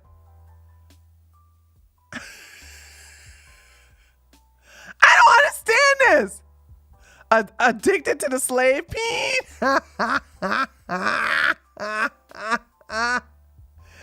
Gotta be, man. Oh my God. All right, here we go. 2 kids, the perfect marriage. Remember, the house on the hill, they have the little perfect life. He worships her and he sees her as everything. Well, we'll go back to when he found out about the affair. But after he found out, Jenny was like, it's over, I'm gonna be better. She had promised him it was over, and she had him wrapped around her finger. He didn't leave right off the bat. He was convinced that the affair was over. Well, it wasn't. So one day, he's at the hair salon across the street getting his hair cut by a Dallas Cowboy cheerleader, mind you. It's a Dallas Cowboy cheerleader who now cuts hair. And the Dallas Cowboy cheerleader tells Matt, hey, I think the affair between Herschel and Jenny really is over, because just before you came, Anne Marie came up in here and she was like, I'm engaged. And she was showing her engagement ring off. My dad, by the way, would propose to, 25% of the women he slept with, whatever. So Anne Marie's like, I'm engaged. And she's showing her ring to everyone in the salon, and everyone's like, Anne Marie, who are you engaged to? And she's like, Herschel Walker. So the barber woman, who's the DCC trip, tells Matt, Jenny's husband, that. So Matt goes home and tells Jenny, oh my gosh. And by the way, my parents are in the middle of a divorce. They're still technically married. They're in the divorce though. Whatever. Separated, divorcing, but they're still legally married. Hold on. Kavon. I wasn't going to raise the fact that you got. Oh, shoot. We're early. We're going to watch. Oh, my God. And again, she'd come back, she'd stomp out, and she'd Wackyville. And so she's totally acting like she didn't do. Stick your mouth. And F. So there was a hair salon across the Okay, there we go. Sorry, I stupid YouTube. It has changed the layout in their videos, and instead of having the videos on the right, the dummies took all the videos from the right corner, put them underneath the video, and all the comments that used to be underneath the video is now on the right hand side. It's so idiotic, man. Oh God. Kevon gave $2 to say his BBC is potent. Thank you so much. Street from the neighborhood. Jenny was married to a guy we're gonna call Matt. He was handsome. He was a surgeon. He was smart. He was intelligent. A He was surgeon? well dressed. And A he handsome worshipped surgeon? the ground Jenny walked that on. They had exist? 2 kids, the perfect marriage. Remember, the house on the hill. They have the little perfect life. He worships her and he sees her as everything. Well, we'll go back to when he found out about the affair. But after he found out, Jenny was like, it's over. It's over. I'm going to be better. She had promised him it was over. And she had him wrapped around her finger. He didn't leave right off the bat. He was convinced that the affair was over. Well, it wasn't. So one day, he's at the hair salon across the street getting his hair cut by a Dallas Cowboy cheerleader, mind you. It's a Dallas Cowboy cheerleader who now cuts hair. And the Dallas Cowboy cheerleader tells Matt, hey, I think the affair between Herschel and Jenny really is over because just before you came, Anne-Marie came up in here and she was like, I'm engaged. And she was showing her engagement ring off. My dad, by the way, would propose to, 25% of the women he slept with, whatever. So Anne-Marie's like, I'm engaged. And she's showing her ring to everyone in the salon and everyone's like, Anne-Marie, who are you engaged to? And she's like, Herschel Walker. So the barber woman, who's the DCC trip, tells Matt, Jenny's husband, that. So Matt goes home and tells Jenny, oh my gosh. And by the way, my parents are in the middle of a divorce. They're still technically married. They're in the divorce though, whatever. Separated, divorcing, but they're still legally married. As if that matters. He was doing this during the marriage. Matt goes home and tells Jenny, you're never gonna believe what I found out. And Jenny's like, what? And Matt's like, well, Herschel's now engaged to Anne-Marie. She was showing her wedding ring off. And Jenny's like, oh. Well, the next day, because the affair clearly, it was not over, she goes to my dad and she just lets him have it. And she knows that he's engaged to Anne-Marie and da-da-da-da. Well, that evening or that day, my dad goes to the DCC cheerleader, the barber who was cutting Matt's hair, the one who told him the story about the engagement thing, goes to her house and is stalking her outside of her house with a pew-pew. The police were called. It was another police report, stalking, all this stuff. That was just a typical day in this world. Just totally normal day. Listen to this next Anne-Marie story. She's iconic. Well, she's not iconic for what she did to my mom and sleeping with my dad while she was married to my mom, but for the raining hell on my dad, we lived for her. So she would stalk my dad. She would follow him, stalk him. I don't think she had a job. So one day he's pulling out of his apartment complex from when he was separated from my mom, so he doesn't live in the house anymore, and he has this condo where he sleeps with all his women. And so he's taking Jenny to the movie theater. And so Anne-Marie is sitting outside the apartment gate and watches him pull out. And she drives with them. And so they go to the movie theater. Jenny and my dad take their seats, and Anne-Marie walks into the theater, sits right behind them. I think it was like a pretty empty theater. And the whole time, she calls Jenny and my dad names. She's like, look at you two home wreckers. Look at what you did, Jenny. You broke up a family. Meanwhile, Anne-Marie's sleeping with my dad too. She's complicit. And she's like, you're terrible. You're disgusting. Look at these two little homers. She's just like going off in the movie theater. Jenny and my dad had to get up and leave because Anne-Marie was like, screw you, like she's just popping off. Over his dad. These white women losing their minds over some abiba dabba dibba dabba doo da boo da boo da. Like, Wait. Maybe it's not fair. Hold on. Let me be fair, chat. Let me be fair, because we almost finished with the story. We got 2 more minutes.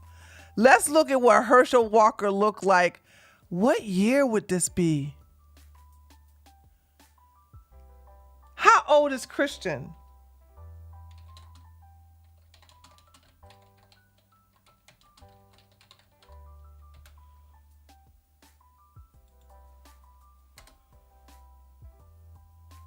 Christian Walker. Oh, it's such a popular name. Christian Walker. TikTok.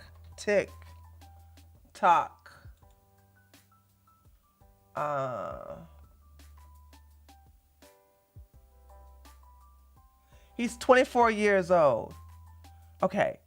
He was born in 1999. Holy smokes. Would this be all of this will go down in what? In the 80s, guys? Let me check with my chat. Will we have to Google Herschel Walker 1980? Or 1990?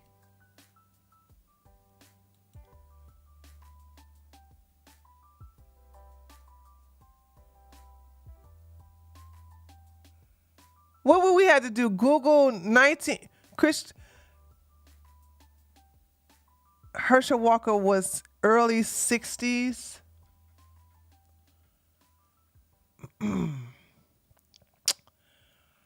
Why would we not Google Herschel Walker 1980? Herschel Walker was early 80s. Thank you, Chris, because everybody else is talking about some 2000s. Why the hell would I say 2000s? Wait a minute. Oh, wait. I see what you guys are saying. Oh, wait. No. I see what you guys are saying. No, Christian wasn't born in 1980. He was born in 1999. I'm sorry. You guys are right. I'm wrong. No. No. Herschel has 4 kids. God damn. Okay. 2000 and what? 14? 2000. Yeah, maybe 2000. Yeah, okay. Yeah, 2014 sounds good. Herschel Walker 2014. Was he playing for the Dallas? Was he playing for the Dallas Cowboys back then?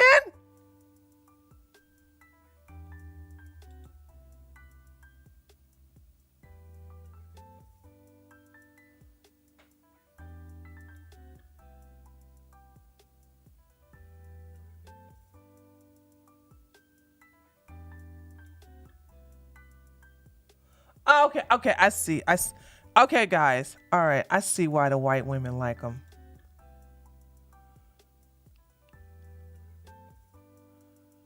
Okay.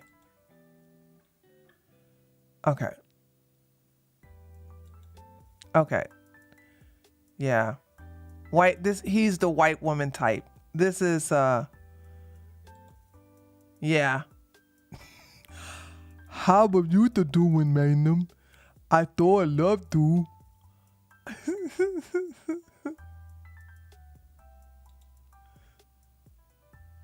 Okay.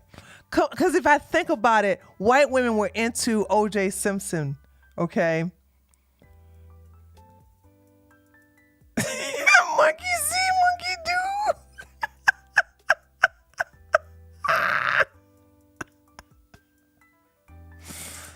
Oh, God. Okay. All right. I kind of see it. I see it now. Cause to me, I'm thinking about him now versus what? Yeah, 2000 and yeah, okay, yeah. I mean, how do I say this without sounding?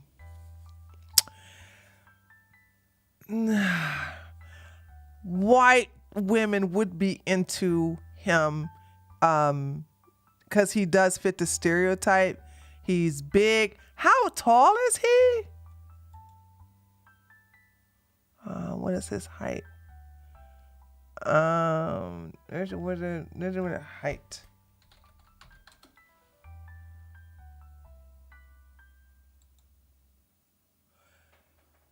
Six 6'1". I'm taller than Herschel Walker? He looked bigger than that. Okay. Okay. All right. I'm going to be fair now, chat. I'm going to be fair. Because I'm like, why are these white women going crazy over Herschel Walker? Okay, so we have to be fair. All right. I can see it. I can see now. I can see it now. I can see why. Because remember, these are the same white women who went crazy over O.J. Simpson. So... it is what it is. Okay. All right. I'm with you now. Let's rewind this just a little bit. get up and leave because Anne Marie was like, screw you, like she's just popping off. Anne Marie would also call like the Dallas Cowboys office or the headquarters and tell them stories about what my dad did to her. This is like after he's even a Cowboy player. She also got one of the other players' contacts, like his phone number or something, left a voicemail on his phone. She got the contact from my dad's phone. But clearly, Micah Dean struggled with her own mental health issues because she remained with my dad for decades after that. She remained one of his side women. When he first got entangled with Kelly, who really just moved into the penthouse and never left, like there was no plan for Kelly to like move in. She literally came to visit one day and never left. That's how like she moved in with my dad. So when my dad first started messing around with Kelly, Anne Marie found out and would go on Kelly's Facebook and leave like crazy comments. She'd be like, you have a huge nose. You're just she used the you word. I don't want to use it for TikTok. You word. The opposite of pretty. We'll say. You can't say ugly on TikTok? As a matter of fact, you can't even say ugly on Twitch or Twitter, by the way. If you say ugly on Twitter, you get deranked. The thing, you got to say oogly. You got to say oogly. Oogly. If you say ugly, you go to, Shut up, Nigerian. Someone's like, imagine 6'3" person being surprised she's taller than most people. Shut up.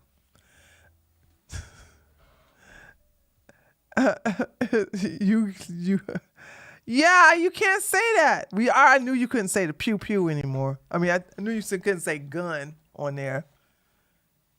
Not pretty, but it starts with a U. You're just a not pretty version. And then she would say my mom, saying, you're just a not pretty version of my mom. You're that hair, that nose. And Kelly would have to delete all these comments. And then Anne Marie would send in things to blog sites. If there was ever like a blog post of my dad with Kelly, you could always find Anne Marie in the comments like, look at that nose on Kelly. Anne Marie was out of control. I'll tell more Anne Marie stories later, but the really sad thing about Anne Marie, she's now passed away. She's no longer with us. She wasted her entire life. No, she didn't waste her entire life on your father. Let me read this. Hold on a second. Okay. Your actions have consequences. Don't make the choice Anne Marie made. Don't engage in affairs. Don't be with married men. Anne Marie traded her whole life and love in running after a man who never ultimately chose her. Oh, she's a pearl. She's a pick-me. Boom, headshot. And she never got picked.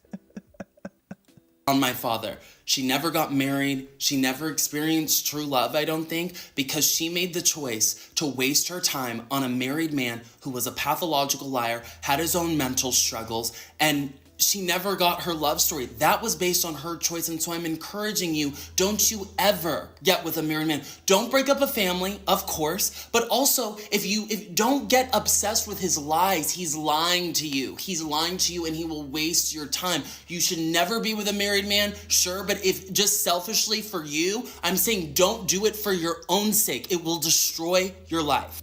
That's part 3. That was great.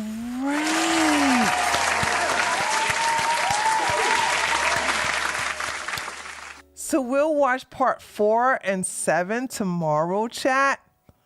I'm hooked. Oh, is it? All right, y'all. It's hold on. Where we at? Morgan, there she go.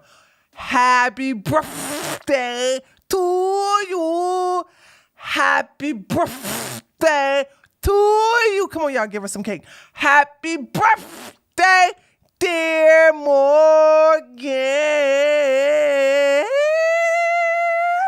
Happy birthday to you. Yeah. It's your birthday. It's your birthday. Okay. All right. Let's move on. We're going to move on to, let's see what we're going to move on to next. Hold on a second, guys. Let me look at what I have here. That was so good, dude. I was into that. When somebody's a good storyteller, You got me hooked, dude. I love good storytellers. Hold on a second. What we got next here? All right, let's talk about Pearl, and then we're gonna get into Lauren video breaking it down. So let's do that. And then we'll do the P. Diddy after that. So that's how we're going to do it. We're going to do the P. Diddy catch up after that. Okay. All right.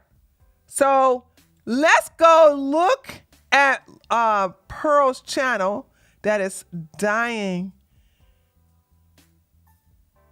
slowly. Killing me softly with her face. Look at these views for her channel. She has nearly 2 million subscribers, but she can't get the views to save her life. No, I don't know the words. Killing me softly with her face. Bow, bow, bow, bow. Okay. Pearl channel is so dead. Hold on a second, let me just... Her channel is so dead. It's so dead, dude. Her channel is so dead. Like, girl, look at this. Now, just those who don't know, Pearl, with her having 2 million subscribers, she's supposed to be at least getting 300,000 views. Minimum. Okay? Minimum. So I would say, and that's being nice. If she was really on the ball, she was getting at least 500,000 to 1 million occasionally. She don't never get no million. Okay? She don't never get any million. Look at this. 751 views.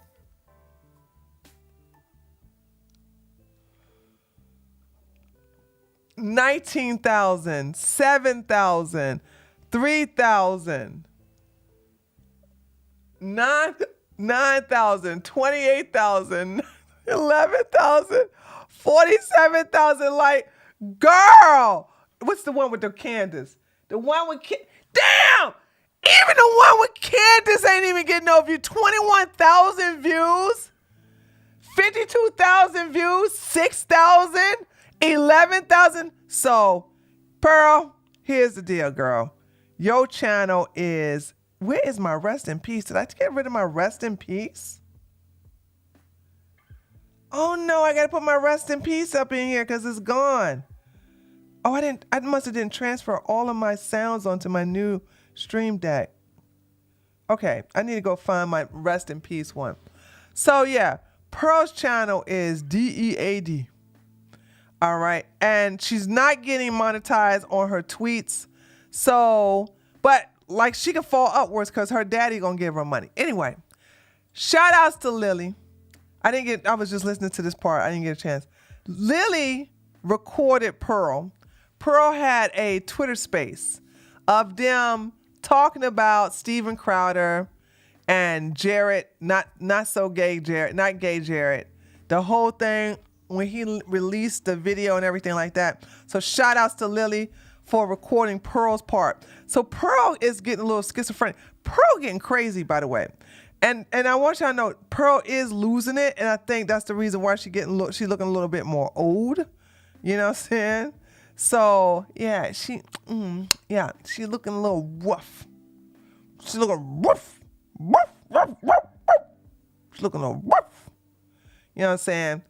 But this is her spewing her nonsense. Her and these guys, I don't know. I've never seen these guys. You know you got to have the darkness up in there, right? You can't, if you want to track Pearl, you got to have somebody, a black man up in there. So listen to what she has to say. And then we're going to look at the breakdown from, let me see how this video did. Let me see how this video did, by the way. See if it's out of the down vote. Big topic today.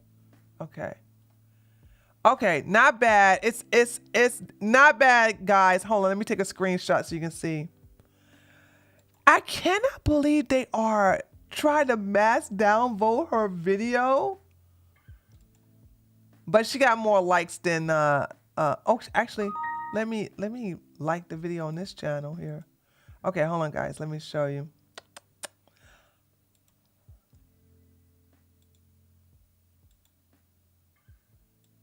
Okay, here we go. All right, let me cause I beat that Bobby beat. Put that at the beat. Okay. All right, here we go. All right.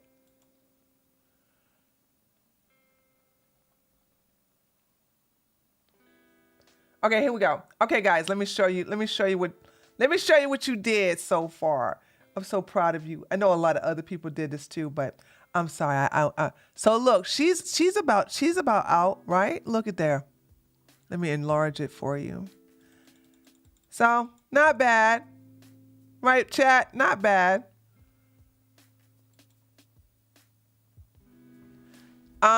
She got more likes than dislikes. But this is just goes to show you that they're hating on Lauren already. But anyway, let's go to Ugly Pearl. Oh, neither can I, so it's not just me. Oh, good.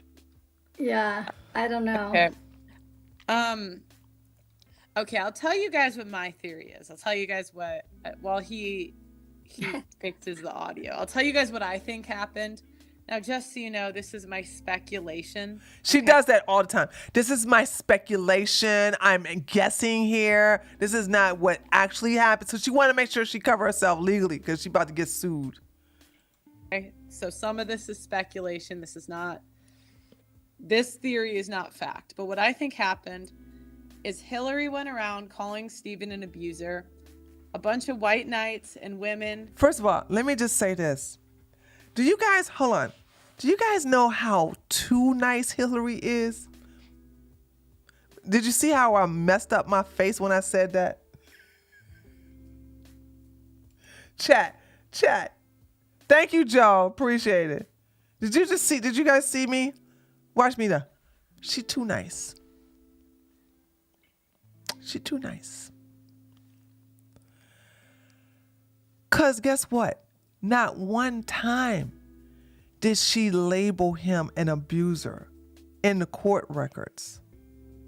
Even though he is an abuser. He never physically hit her, but he punched a hole in the wall above her head. Okay? He did that. And of course, the video that's going crazy on my Twitter account, we see him being very verbally manipulating, which is to me is an abuse. And I think it's it's an emotional abuse when you tell your husband of X amount of years, 8 years, you tell your husband out of 8 years while you're carrying 2 children after having 3 miscarriages, you're carrying kids, 8.5 months pregnant, I love you. And he says, but I don't love you because you will not do wifely things. That's abusive. That's an abuse.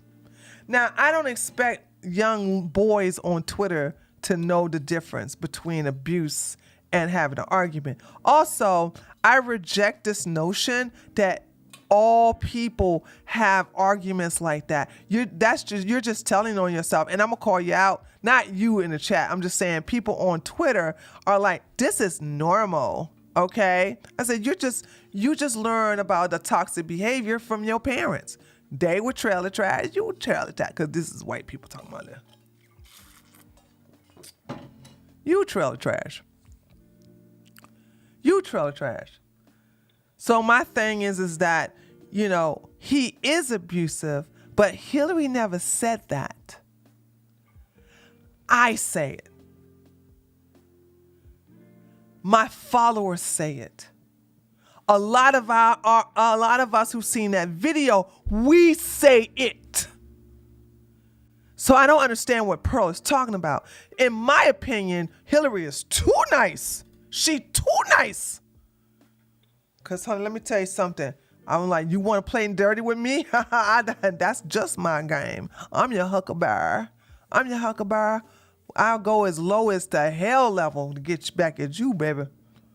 But Hillary wants joint custody, and Stephen wants to get full custody to punish her. It's so crazy. So yeah, this is amazing with this, you know what I'm saying? And anyway, we'll get into all of that anyway, let's listen to this. Anyway, whatever. Came in to assist her, and the way they felt the best way to do this was destroying his reputation. And this No, Stephen destroyed his own reputation with watch it. Fucking watch it. Also, Stephen destroyed his reputation when we found out that his heart surgery was cosmetic. It was an elective surgery. It wasn't a mandatory thing that he had to do. It was elective surgery. through texts, the media articles that are put out. I think some people maybe had good intentions, thinking she was telling the truth. I think some people in the media still think she was telling the truth. I don't know what story she's told. I listed people. She doesn't know what story she told, but she says, I think that she's been telling people that Hillary's abusive and that she's been giving stories to the press. I don't know what story she told. This is the clown that works on behalf of Crowder. This is who Steven Crowder has on his team, ladies and gentlemen. People that I think are in some sort of group chat with her. This is speculation. This is based on who she follows on Twitter and people that always seem to tweet about it. There's no group chat, by the way. There's no group chat. Around the same time. Speculation, speculation, speculation. Okay. She keeps saying, look, can you not hear her there? Better Nathan. Can you not hear the tar faker and the tar hands as she's saying this? Can you not hear it? Twitter and people that always seem to tweet about it around the same time. Speculation, speculation, speculation. Okay. I have Lauren Chen, Hillary Crowder, Lauren Southern, Sydney Watson, maybe Sarah Gonzalez. She will not mention my name, which is good. Okay. The fact that she doesn't mention my name. First of all, Steven Crowder fears me, and he should. He saw what I did to Talcum X, Sean King. I want you guys to know, Steven, I haven't liked Steven since that era, okay? Steven waited until I released my hit video on Sean King. There was a skit Steven Crowder did pretending to be Sean King. Steven waited until I dropped that video, and that video went viral. Steven got all the information that he needed from my video, didn't give me no credit, no nothing, which is fine. I get it. I get it. And then he began to do a skit pretending that he is Sean King. And people who followed him began to accuse me of getting the information from my video from his stupid skit that was done 5 days later. And I said, excuse me, look at the date. Because, by the way, this video is on, I think this video is still on YouTube. So I showed the dates. And then I asked Steven, I said, hey, can you clear this up? You know what I'm saying? He said nothing. I ain't like him since then. I didn't like him since then. So, Steven knows when you mention my name or whatever, or you get me involved, things ain't gonna turn out the best for you. But she mentioned everybody's name. Not everybody's name, sorry. She mentions Lauren, Sydney. She even mentions Soup. Lauren Chen, Hillary Crowder. I have Lauren Chen, Hillary Crowder, Lauren Southern, Sydney Watson, maybe Sarah Gonzalez, Ashley St. Clair. Yeah, those are the people I've noticed. None of us are in no group chat. None of us are in a group chat. If anything, when Jared, I will tell you what sparked everybody taking sides when Pearl would keep attacking Hillary out of nowhere. So then I kept coming after Pearl because of that. Sydney kept coming after Pearl because of that. And then when Jared dropped his video, then all hell broke loose. But if you paid attention, in reference to who was keep coming after Pearl, was because Pearl started it all. Pearl was the one who started all of this. That seem to come all together. There's a couple more. That Noel's for soup or whatever. That person got mad at me too. Yeah, I don't think any of those people watched my video, and I don't know. Girl, don't nobody know who you are. Shut up. Again, this is speculation. I think they're in some sort of group chat. They're all friends. And the word on the street was he's an abuser. There's some crazy story that there's no evidence for, I think. You can look at the videotape. Anybody who says, oh, that was highly edited, it was proven that it's not edited. It's not taken out of context. It's played in full context. The story behind it all is even worse. That in itself is abusive. Because I keep hearing, like Lauren Chen on her live was saying, Pearl, I know these people. There's something behind the scenes. And my thing is, okay, if there's these ominous claims, like Candace said, just wait till you hear what he's been doing to his wife behind the scenes. How would you know that? How would you know? So to me, that says there's some sort of group chat, or maybe she was texting a bunch of them. I don't know. But they were in communication with her, because how would you know what he does behind the scenes to his wife unless you were there? No one is saying that Crowder did something behind the scenes. No one. Not one person. Not even stupid Candace. I didn't know where she get this from. And I don't think he would be saying it. So that's my theory. Do you think those people are coming? Let's not forget, Pearl defended a P to the death PDF file. I think she deleted that tweet. Lily took a screenshot of it, and I think a lot of people were calling her out on it, saying, Pearl, this, because the guy, oh God, what was it?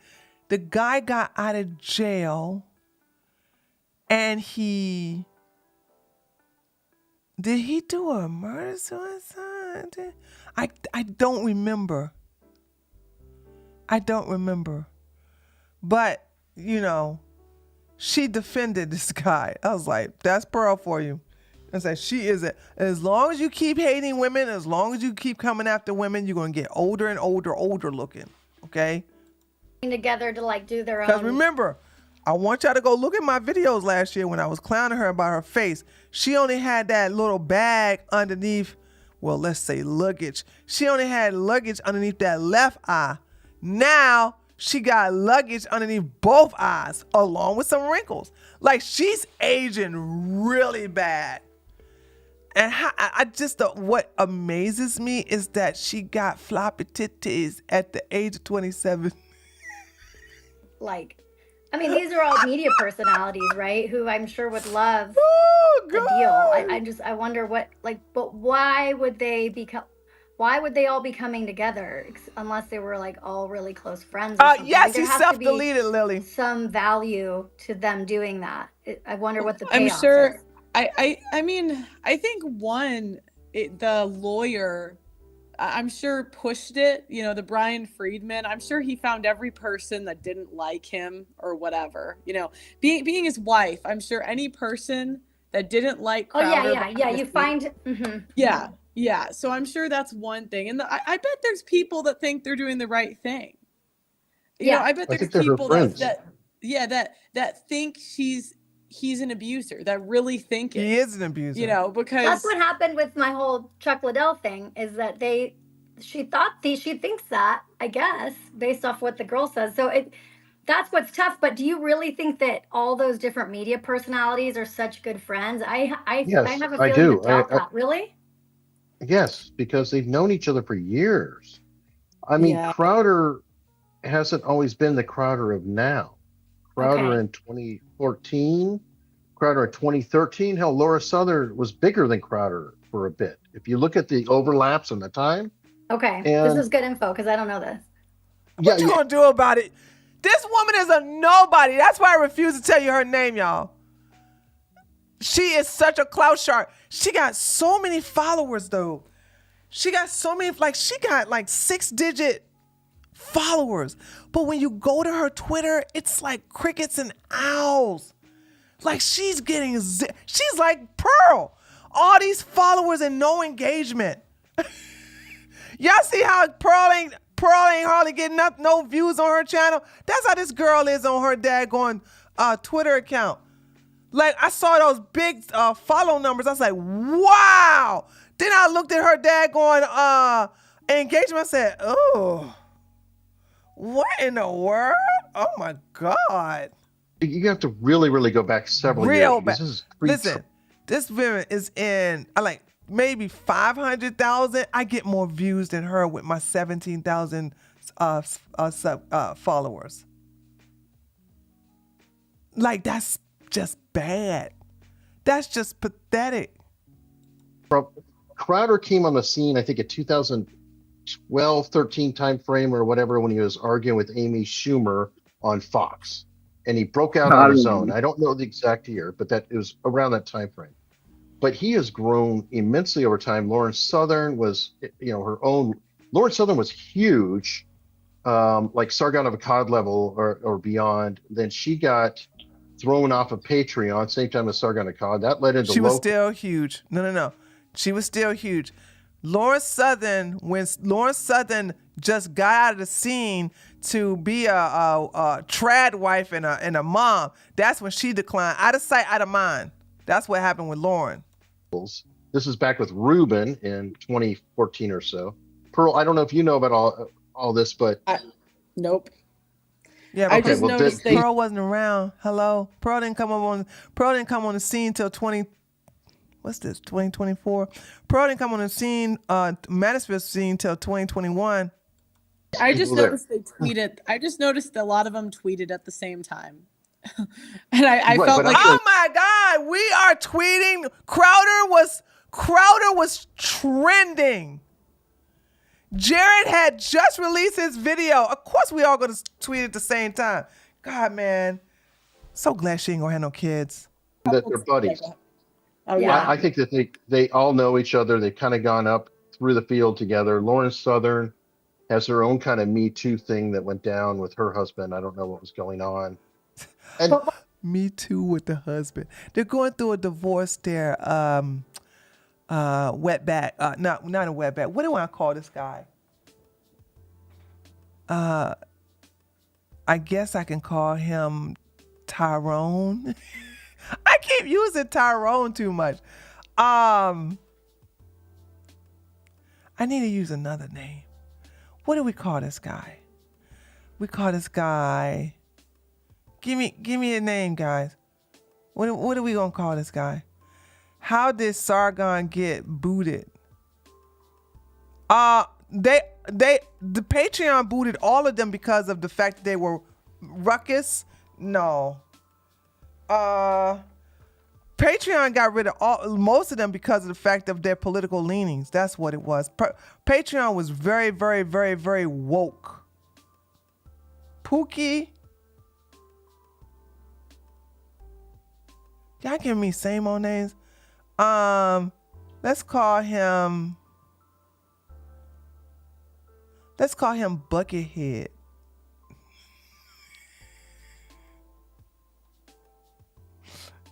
Chat. His name is Buckethead. No, his name is Buckethead. That's his name. What does Ashley St. Clair have to do with it? That's what's weird. I don't know her. Maybe it's just the popular thing to do. Like after those people did it. I just all I noticed. I just have noticed this over a couple of months where when one of them would be spurging out at me, they would all come. And so I just kind of clocked Oh, you got... No, you don't have Lauren. So the people she don't have blocked is Lauren Chen, Lauren Southern. You don't have Soup because Soup is, she used to love you. Now you just clown her like I told that dumb heifer you would do. All right, she's just your daggone doormat. Who else did you don't have blocked that's on Team Hillary? Sydney. And Sydney come after you. Then she gets me involved and you run away. So, yeah, these are the people who don't go hard on her because that's not their personality. And these are the only people who she don't have blocked. A couple of months ago that maybe they're all friends. And so when this all went down, I just kind of clocked the same thing.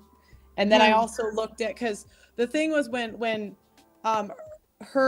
Crowder's wife's Twitter popped up out of nowhere, I was like, wow, that's weird. That's like nicely branded. Like this looks. Imagine this grifter talking about some brand. Wow, you have a Twitter. What brand does she have? Unga Bunga? What brand does she have? Sasquatch? What's her brand? She ain't selling nothing. What's her colors? What's her symbol? What's her logo? Let me tell you something. Honey, listen.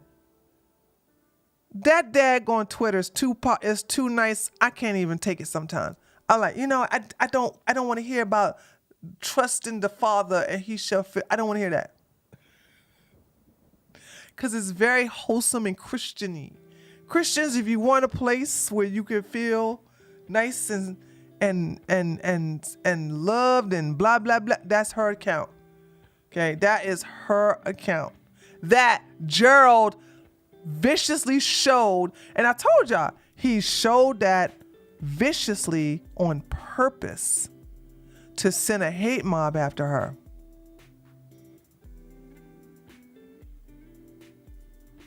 There's it. That's what's going on. So her Twitter is pretty quaint, nice and quaint. So what's her brand? You go over to, and like I said, even if she did have a brand, so what? But she doesn't. Trust me, she doesn't. Nice. The title's Rebuilding from the Rubble, which, we all know what that implies. And I thought it was weird that... Yeah! She came from a messed up marriage. Imagine a woman. Well, first of all, Pearl don't like being a woman, so we're going to call her a thing. Imagine this thing getting mad that a woman came out of an abusive relationship, abusive marriage, and a man who has all the money, $30 million, is trying to destroy her and to teach her a lesson. And imagine defending the man in this case because you hate women so much. I looked at who she was following, and I looked at who was following her. And I thought this was really weird. And then I noticed every time I would say, hey guys, we can just divorce. We don't have to make this a spectacle. You can just divorce. I noticed all of these chicks would like... Crowder's making it a spectacle. Crowder has 4 lawyers. Crowder has 4 lawyers. 4 of them. Who's the one making the spectacle? Talking about that he will give her $5 million if she do this, if she relinquish this rights, if she sign this NDA, if she don't say this, and blah, blah, blah. Hillary was like, I need my freedom. Set me free, why don't you, baby? Get out of life, why don't you, Steven? Ooh, 'cause you don't really need me. You're just trying to punish me for being a wife that left your ass, and I refuse to get treated like shit, and that's the reason why your daggone secret is out, and you need to come out of the closet because you are homosexual. Come at me, or if one came at me, they'd all be liking it. So I don't know the speculation, but I would bet money. I would bet money. The same way I said I would bet money there was a book. I would also bet money that they're all friends. Oh, she does do a book. But we know that she got this from Steven now. We know she got, as I said, I told y'all she was, man, I'm good at observing. I told y'all. I was the first to say, Pearl is working with Steven. I was the first. Thank you very much. I said this last year. This is like her friends, and maybe some of them think she's telling the truth. Okay, I'm going to double down Absolutely. on that bet. And if she does release a book, I'm going to bet that the publisher is Simon and Schuster. I Simon and bet Schuster Taylor is Lorenz will partnered. write about it. Huh? I'm waiting for the Taylor Lorenz and Kat Timbarge articles. Yeah, so Kat Tenbarge and Taylor Lorenz are like besties, and Taylor works for Washington Post, and Kat works for, I don't even know who she works for anymore. Newsweek. But Newsweek. Ooh, that's a No, but dumb. so the UTA has a partnership with Simon and Schuster. They have basically they have a publishing company that publishes like stuff about content. Okay, so this is just another of this stuff. Imagine hating on somebody who want to write a book about their experience. It's okay for Pearl to have a documentary that nobody's going to be interested in. She got 2 documentaries in the work. One documentary is about divorced fathers. That's going to flop. And the second one is about her being demonetized. Nobody really, listen, you would probably have more people want to see the divorced fathers than you being demonetized.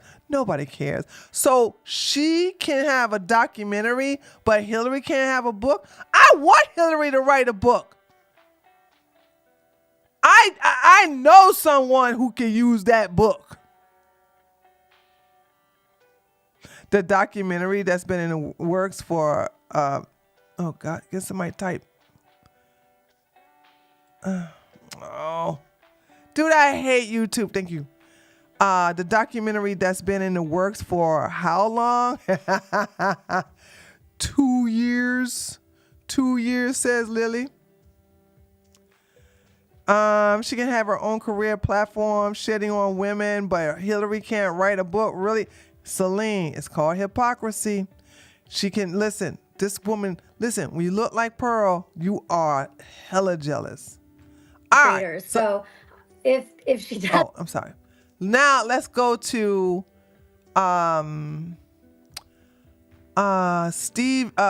Lauren's video on Steven Crowder, the lies. Big topic today, guys. Big topic. Is not against any particular gender or race, but against projected this larger political issue onto the Crowder case itself. And you know, I'm not Let me fast forward a little bit. Saying that that doesn't exist, that there aren't arguments to be made for court bias against men, but there is a fundamental issue being missed here, and that is the fact that the largest bias in the court system, by a long shot, is not against any particular gender or race, but against the poor and good people. But fundamentally, usually the poor. There are literally laws that you can't enforce unless you are wealthy. I've gone to try to enforce defamation law against certain outlets for calling me fascist or a murderer or something, and it's like a $100,000 down payment. So unless you are wealthy, it's pretty much legal to slander you. This is what everyone seems to be missing here. Man or woman, doesn't matter what your pronouns are. If you have got fat stacks to launch lawfare against another person, chances are you are coming out on top, okay? But of course, another fundamental problem here with the conversation going online is 99% of people opining on this issue on X or on YouTube not only have never read any of the case documents to do with the Steven Crowder, Hillary Crowder, or Jared Monroe situation, but they have never been in any sort of legal battle themselves in their entire lives, let alone been to divorce court or family law. So most people's understanding of how the law works or how court documents work is literally from movies or equally inexperienced YouTube commentators that just have to get clickbait out as quick as possible to make money. Pearl! Steven Crowder! Who has been making videos? Because I really haven't been seeing anybody making. Oh, Jeremy's been making videos on this because he's on Crowder's side. Who else? Anybody else? Because I'm thinking about like, she did an excellent job, Lily. Okay, because Lily just watched this. Lauren is fine as F. Love her little Elvis lip lisp. Jerry, aren't you married, Jerry? F and F did a couple of times. Oh, yeah, they're on Team Crowder. That's a good point, yeah. Lauren Chin talked about it 2 days ago. Okay. The kind of legal commentary going around is so Lauren Chin and Lauren Southern are the only two that's been doing pro-Hillary one. Where someone finds a quote in a 40-page document, highlights it, and then bases their entire argument around said one quote, which is insane and delusional. That's speaking to you, 90% of Twitter. Let's say that there's, just for an example, let's say that there is a sexual assault case going on, and I have found a page laying out the accusations, and one of the accusations says, he sexually fondled Miss Tracy's chest on XYZ date at XYZ location. Highlight that, throw it on Twitter. Wow, confirmed, proof and evidence, right? We got him.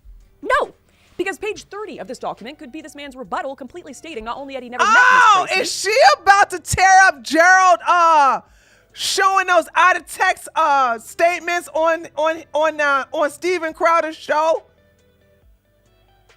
Cause it's amazing. Everybody was like, "Oh yeah, she did this." And I was like, "You're gonna take his side?" He did not show any evidence of this. They're just repeating talking points that Gerald said while he's looking at a teleprompter. With bank statements. He wasn't even. You see how natural Lauren is. That wasn't Gerald. Gerald was like, "What we are about to do today is going to show you all some evidence. Brace yourself. These things are very tricky, and it pains me to do this. We try to give them a chance to respond, but they could not do it in time before I made this video." He wasn't flowing. He wasn't anything. And the only reason he looked like he was flowing is because I had it at 1.5 speed. I had it at 1.5 speed. I had it at 1.5 speed. It's attached, showing he was in another country at the time, right? And I'm utterly shocked by the level of delusion, quite frankly, going on around the understanding of this case and how much of this sort of behavior is going on. Oh, well, I've got one highlighted sentence here, and this supports my narrative.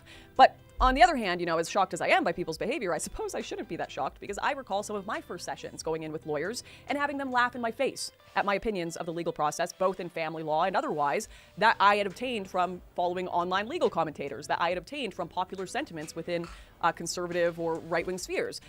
Left-wing spheres have their own delusion about the legal sphere, but there's just a lot of bias whenever you get into conservative or liberal opinions on the law. You're not necessarily going to be getting just straight what the law actually is. The internet is not reality. It's the things that the majority of someone's audience wants to hear. That's all it is.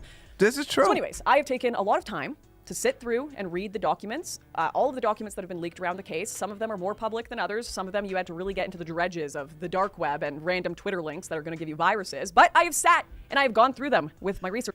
Yeah!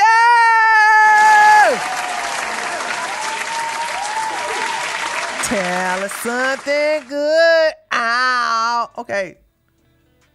Shout out to Lauren.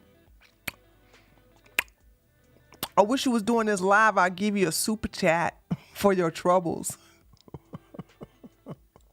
Assistant for you, the people, to help out your understanding of this issue. And normally I wouldn't delve into something like this as personal, messy, and complicated, not only because I don't have the time. Y'all know why she's doing this?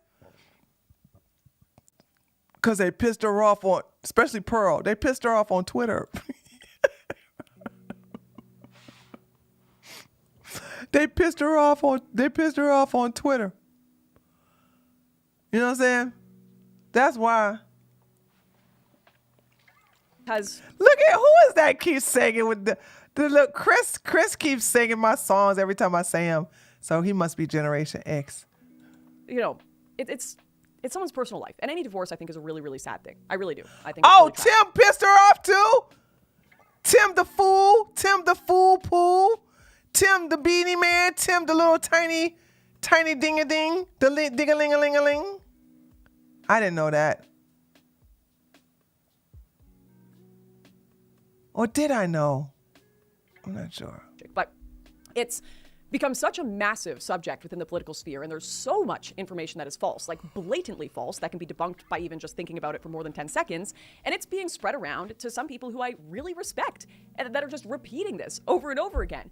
So I'm not going to get into a massive commentary on the issue, but for the sake of the wider discourse, I am going to debunk some of the top 2, 3, 4, 5 falsehoods around the Stephen Crowder, Jared Monroe, and Hillary Crowder cases and situation going on right now. So let's just jump into this by starting with the notion that Hillary Crowder is receiving $25,000. Yeah, this already been debunked. Because we kept telling y'all, she is not getting that money. That's money going to her lawyer. Okay, go take it away, Lauren. I'm sorry, I'm not gonna stop. I'm gonna stopping it. Go take it away, Lauren. Support monthly right now. You first may have seen this spread by Timcast on X. But luckily, this is not something I have to spend too much time debunking because Community Notes is out here helping me out. Yeah. There is no child support awarded. Child support and alimony in Texas do not get awarded until a divorce is finalized. And not to mention, Texas is one of the most difficult states to win alimony in a divorce. While it is possible to win alimony or spousal support in court, it is much more likely to receive alimony through a private contract created as part of a divorce settlement. And once again, that's not to mention that the maximum child support Hillary could receive anyways would be $2,300 for 2 children in the state of Texas, because the law there dictates a maximum amount of net monthly income that can be used to calculate child support, and that amount is $9,200. That's it!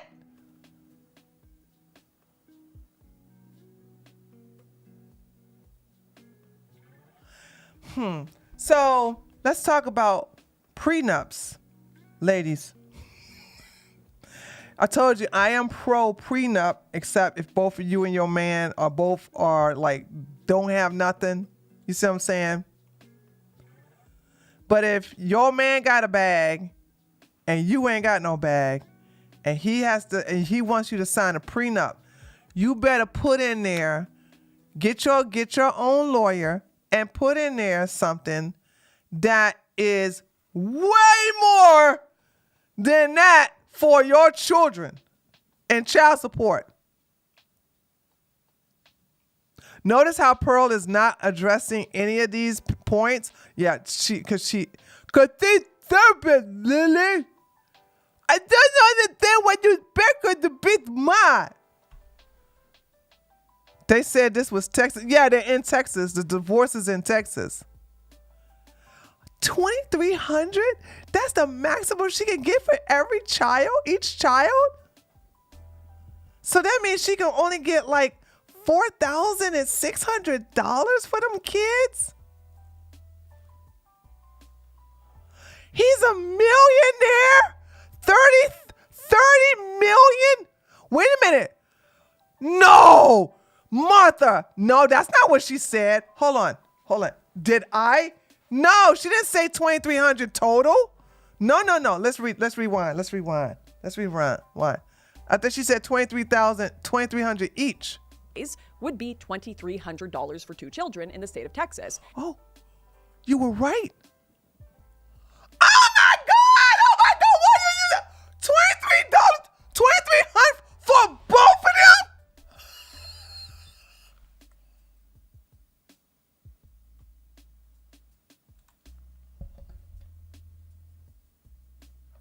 My bad, Martha. Hey, I take that L. You were right. 2,300 for both of them. What? Oh my God.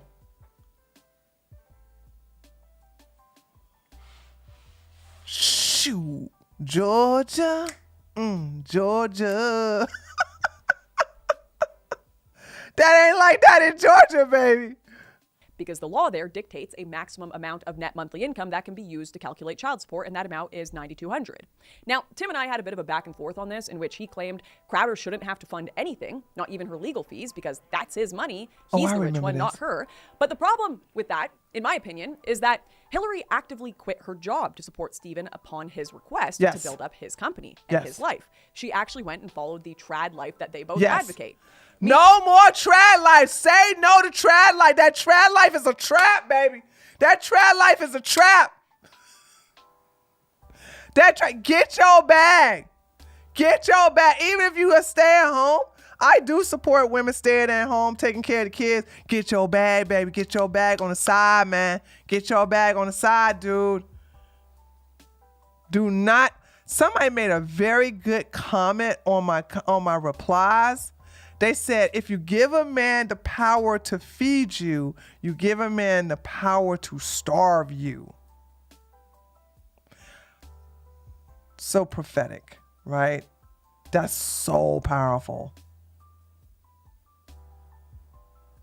So powerful.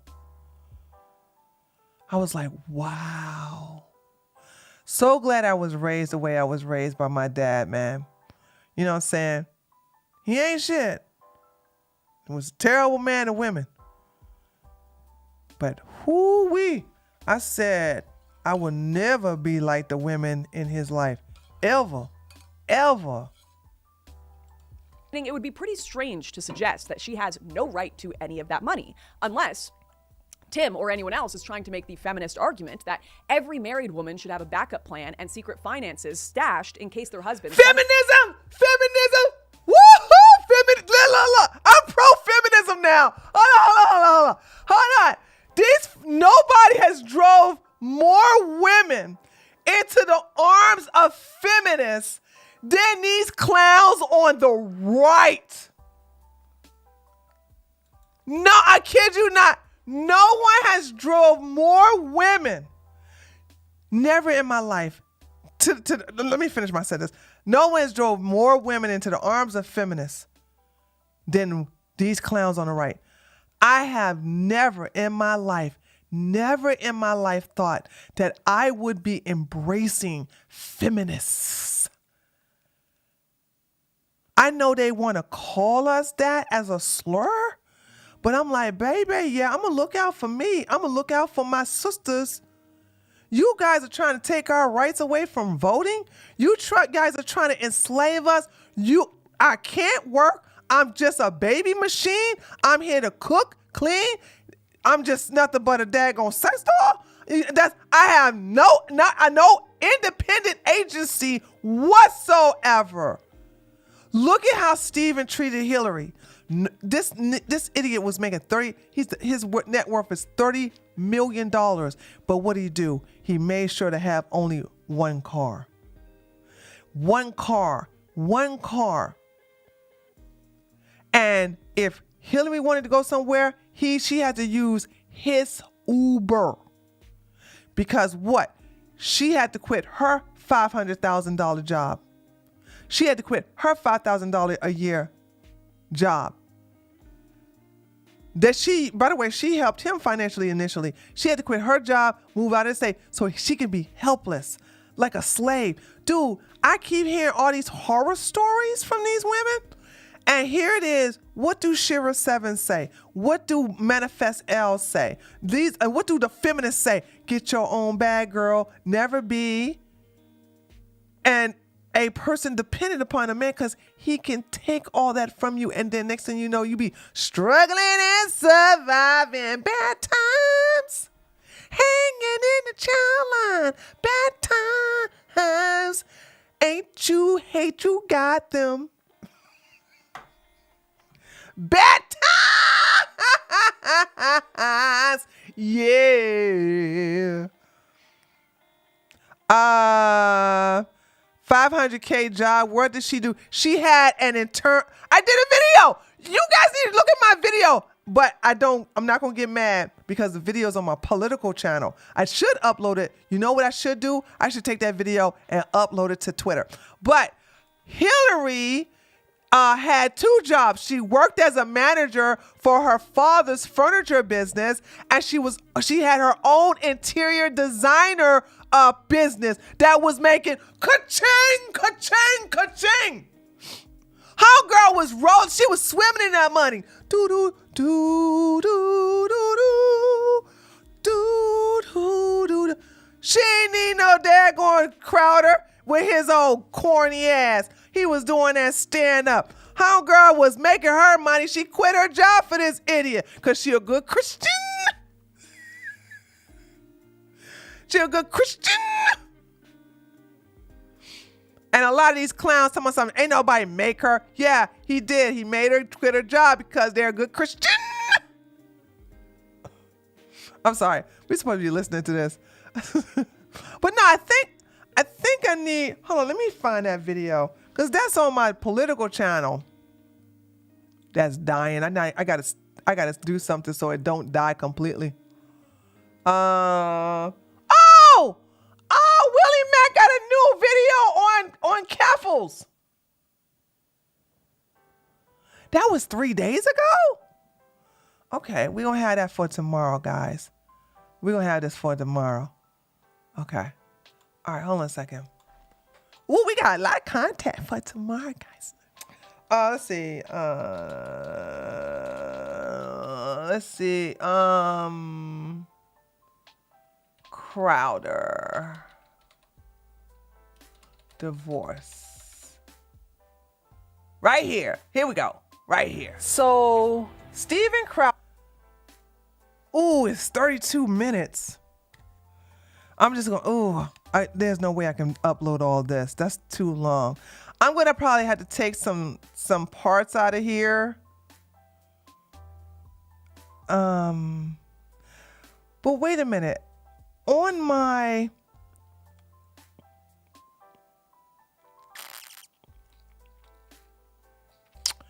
Shoot.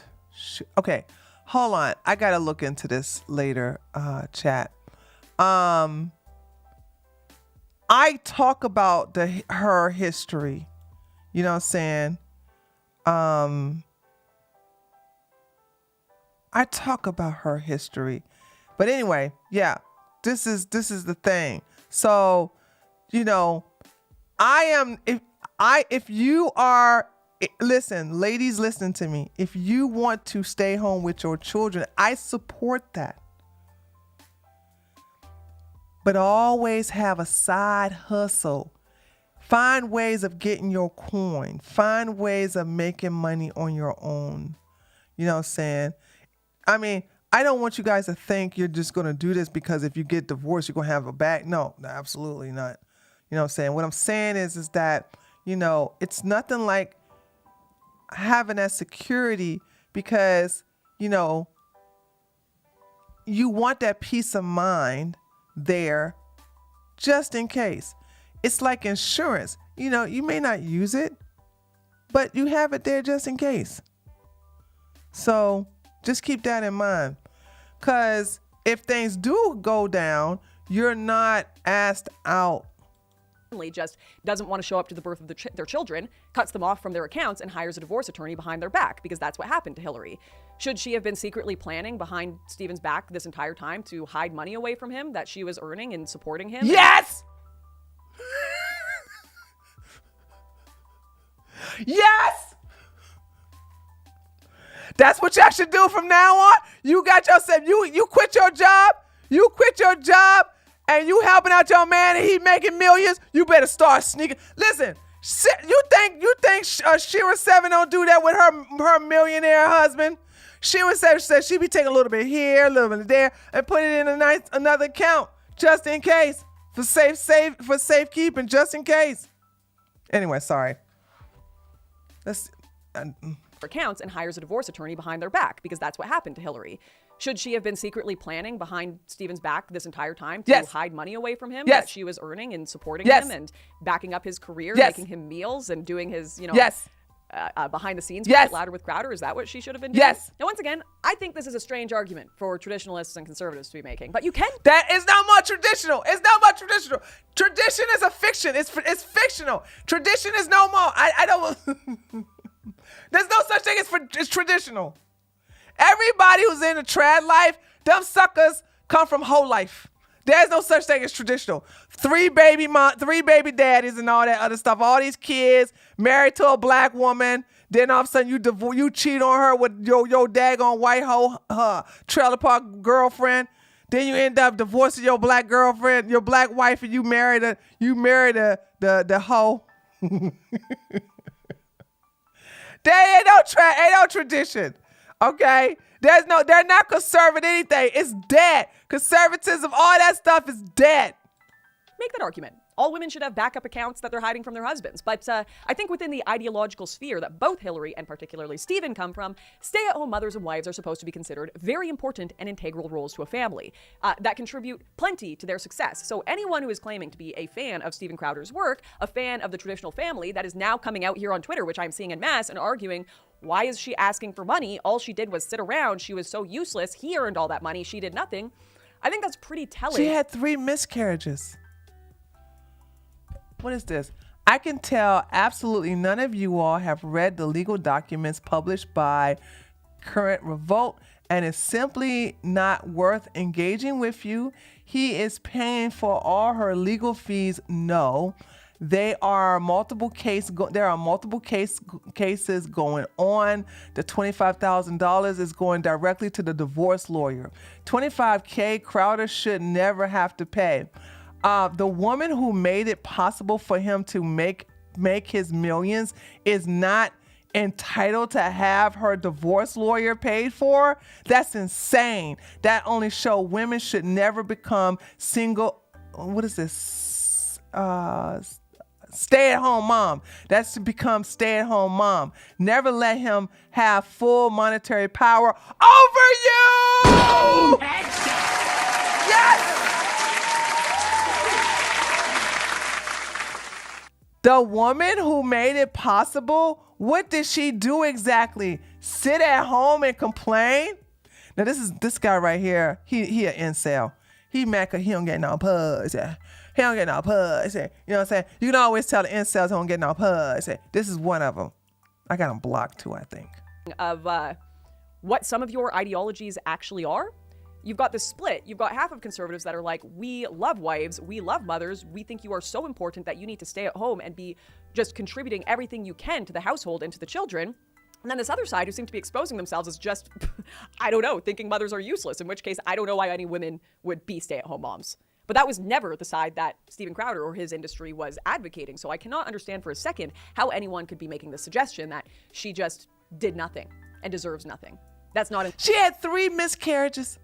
She cleaned the house. She took care of them big ass dogs. She cooked for him. She did everything she could. And these men, this goes to show I'm sorry. I'm an advocate consider me an advocate against traditionalism. Cause I'm like, I don't see the benefit unless you're gonna make your bag. And if you're gonna be a trad wife, get your own money. Get your own money. Also, if you marry a man with money, get a prenup and make sure it is very favorable to you, provided that you guys get a divorce. So he can say, it's cheaper to keep her. Dun, dun, dun, dun, dun, dun. It's cheaper to keep her. Dun, dun, dun, dun, dun, dun. In line with the ideology that he was promoting. And reality seems to show that this is false too. As you can see on Hillary's LinkedIn page, all of the work that she did for Louder with Crowder Industries, including being a founding member of it, doing hiring, doing payroll and billing, and plenty of other behind-the-scenes work. Yet, while Steven had his parents on the payroll, apparently it seems Hillary just did this for free as a wife. Which, what?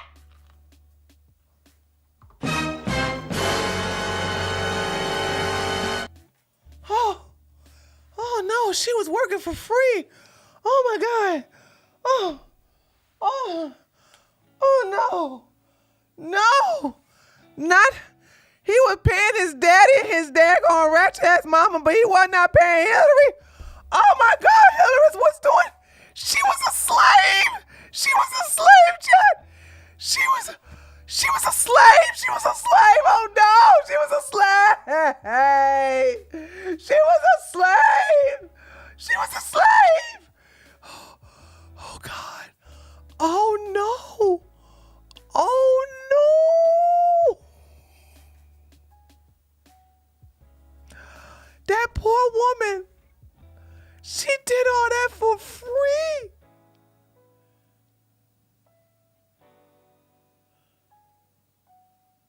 Yeah, Peanut Fairy. Room and board. That's exactly what she worked. Room and board.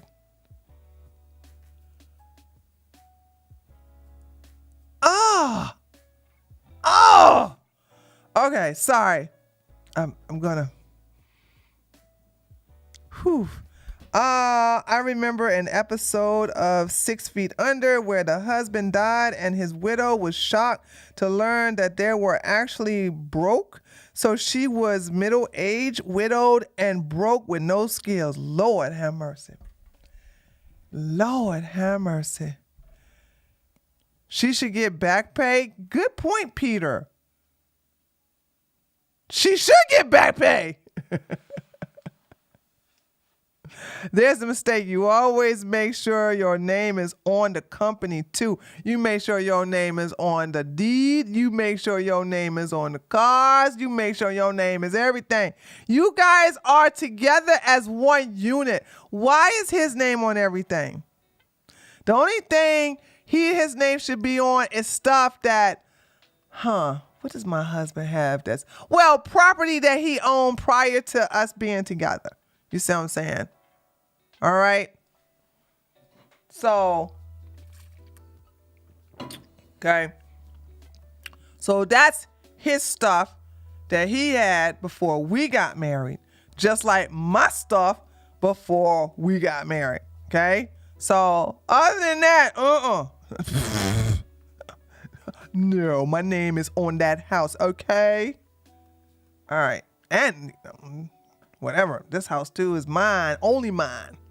But anyway, holy smokes, that hurt me. That hurt my heart right there. She did all that for free. Okay. All right, take it away. Brings me to the next debunk we have to get to. Obviously, since Hillary wasn't being paid a salary, she wasn't an employee, she was just a wife, how has she been surviving this entire time? Well, we've established that the $25,000 was not for child support, but Hillary was indeed receiving $25,000. And it has been claimed publicly that this money is entirely just for her to splurge with. This is just her spending money, right? Crowder is paying for all lawsuits, plus gives $25,000 a month to Hillary. That is the claim I've seen repeatedly.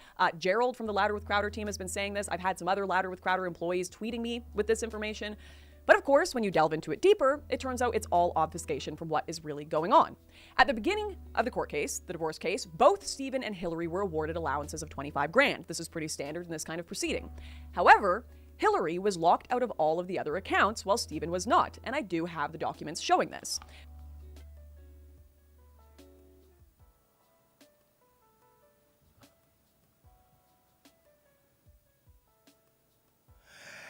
Guys, hold on.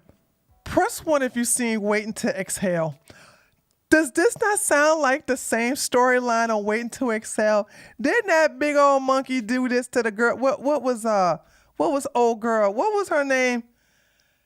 Is this not the storyline to Waiting to Exhale? When that big Uncle Bunga had an affair with that white woman? Angela Bassett, character, was like that of everything. Now you see why red pillers are raging. Lauren bought the... Oh! Lily, is that why they're downvoting her video?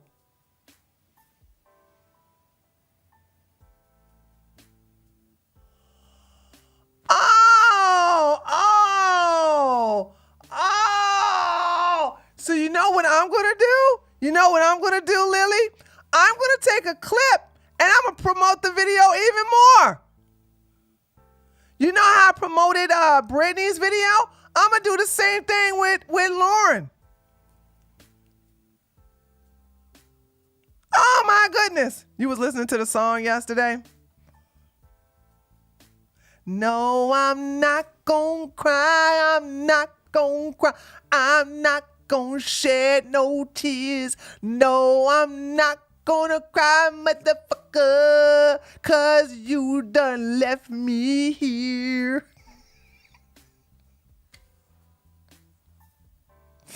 I am in a rare mood today. That's why Pearl is losing her mind too. What is Pearl doing? What is Pearl? Hold on. Oh, I don't care. Just tell me in the chat. I was going to go to her Twitter, but I realized I don't care. I do care. You tell me. I just don't care enough to go to her Twitter. When you see the excerpts from the legal document that says Louder with Crowder is ordered to pay $25,000, which has been making the rounds on Twitter all day with just that one highlighted section, What you have to understand is that Louder with Crowder is, or was, marital property, and therefore the estate they are both being paid from in the divorce matter. Although this document here is not from the divorce filings. If you keep reading beyond the highlighted bit, which apparently most people on Twitter were simply incapable of doing, you'll notice Hillary Crowder quoted saying, "I barely have enough money to pay my divorce attorneys, let alone the fees of this litigation." And there's the kicker. That's because there are two cases going on here. One is the divorce case, the other is a civil case.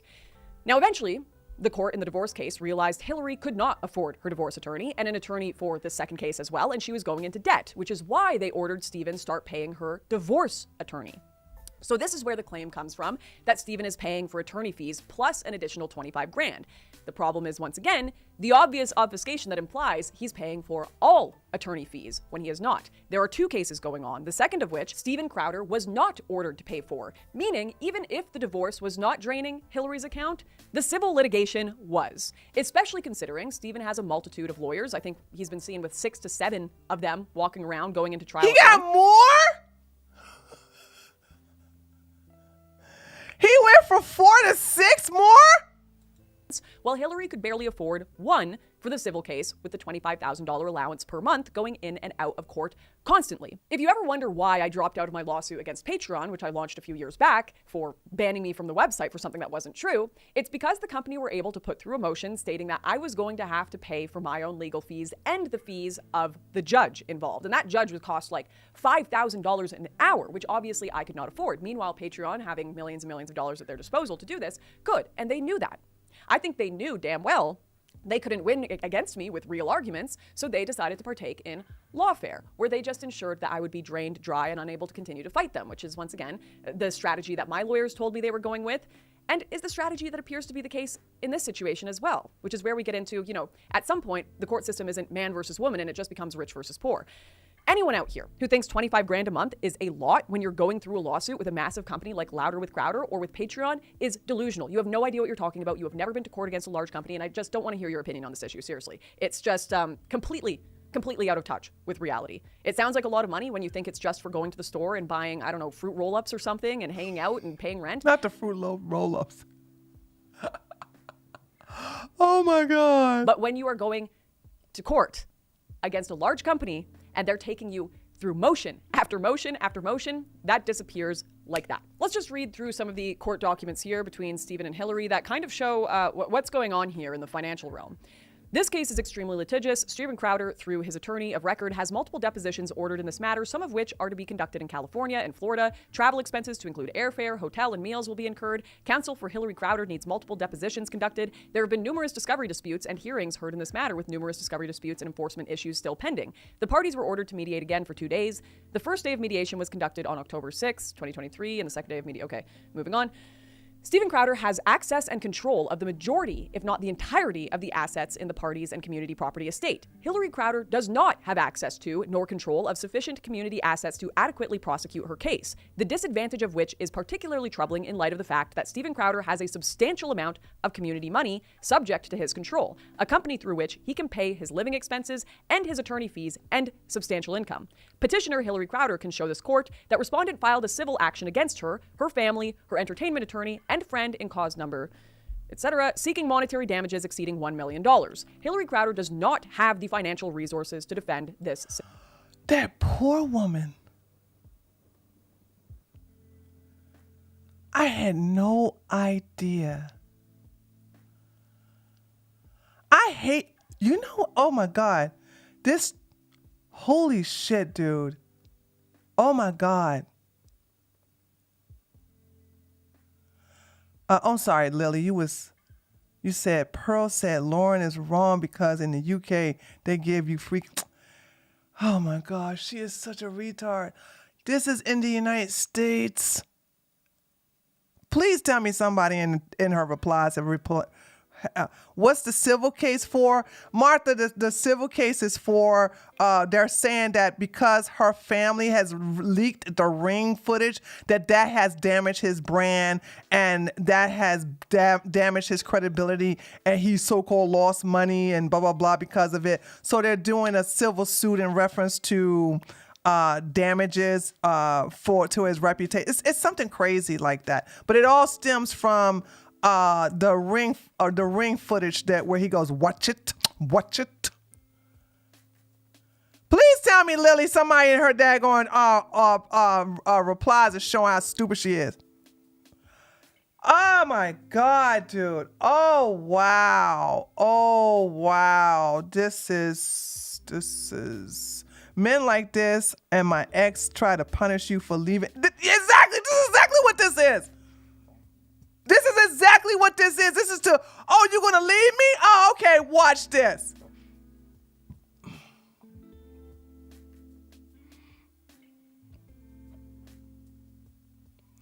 Wow, I'm sorry, boy. Wow, I'm tell you what's going through. I'm gonna tell you what's going through my mind right now is that anybody that supports Crowder, I kind of don't want to have nothing to do with them. You know what I'm saying? I'm trying to not be that petty. Just one girl try to correct her.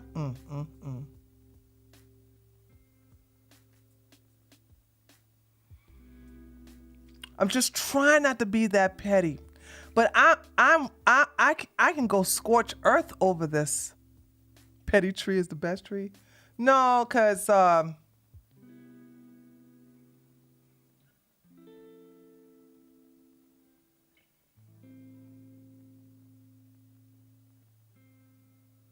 no, I can't be that petty.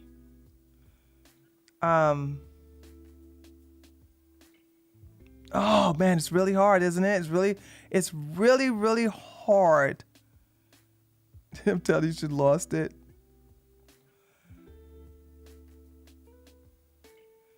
Oh my God. Crowder's kids are going to hate him when they grow up. No, they won't. I know that's a good thing for you guys to tell each other, but I'm gonna tell you something about children.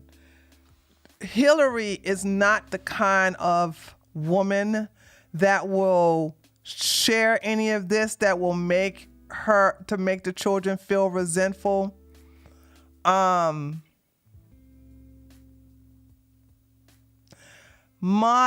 matter how bad my mom talked about my father, I could never hate my father. I hated my mom because of the way she abused me, but I just couldn't hate my dad. My dad ain't shit, don't get me wrong. He wasn't shit.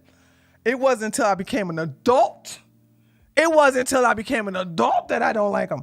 But as a child, no, you're so innocently naive and gullible, but your love for your parents is deeper than anybody can know. And unless you witness them do something really horrific, which they won't witness that,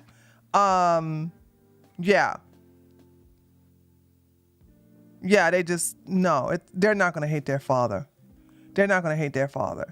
I think the only time I have ever seen a child hate their father is if the father was extremely physically abusive to the mother and the son. Okay? The son will eventually hate the dad. And as the son get older, this is not always the case, but this is the majority of the time. The son will decide to kick the father out or stand up to the father and fight the father. Sometimes it ends bad, sometimes it ends good or whatever. But, that's how if a child would ever hate their parent, it's usually the son hating the father for physically abusing the mother. So, but, Crowder has not put his hand. Those are brand new babies. I think those babies was born, was those babies born year before, 2 years ago? So, yeah, they brand new babies. So they haven't seen any of this. So I don't think they're going to, hate their father. We hate their father because we know what a POS he is. But yeah, they're not gonna. It's good. It's a good thing to say, but it's not gonna be realistic. Okay. civil action. I cannot stress enough that if you actually sit and read through these documents instead of seeing the few snippets being produced for the purpose of disseminating a very specific narrative, these documents are just a repeated string of Hillary Crowder and her small legal team begging the court to acknowledge they simply do not have the funds to fight this civil case. Something aside from the divorce case that Stephen is not paying for, while Stephen has full access to his funds, the company funds from doing comedy shows, everything else, while Hillary just has that 25 grand. Which she was using to send letters like this, begging the court to leave her alone, to not make her send over 18,000 of her text messages, which she had to do, and various other obvious examples of using separate cases here to get more favorable outcomes. That they use her text messages to basically manipulate on the show with Gerald. And this is what I was saying. Stop repeating to me what Gerald said. Stop giving, this is what I'm saying. All these people would come repeating me. I said, whoa, was this in a court document? Don't tell me stuff that I heard from Gerald with no evidence and out of context text messages. I hate that dude.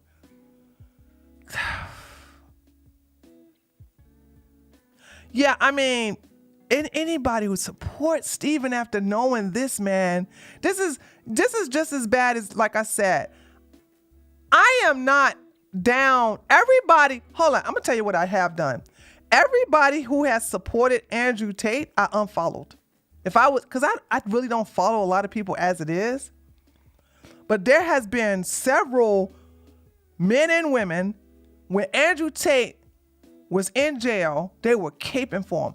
Regardless of all the videos, of all the stuff, that evidence and this, that, and the other, they would still unfollow. Because that was a hard line for me. I'm like, no, you're not gonna sit up here and support no pimp grape juicist and think you're gonna be on my follow list?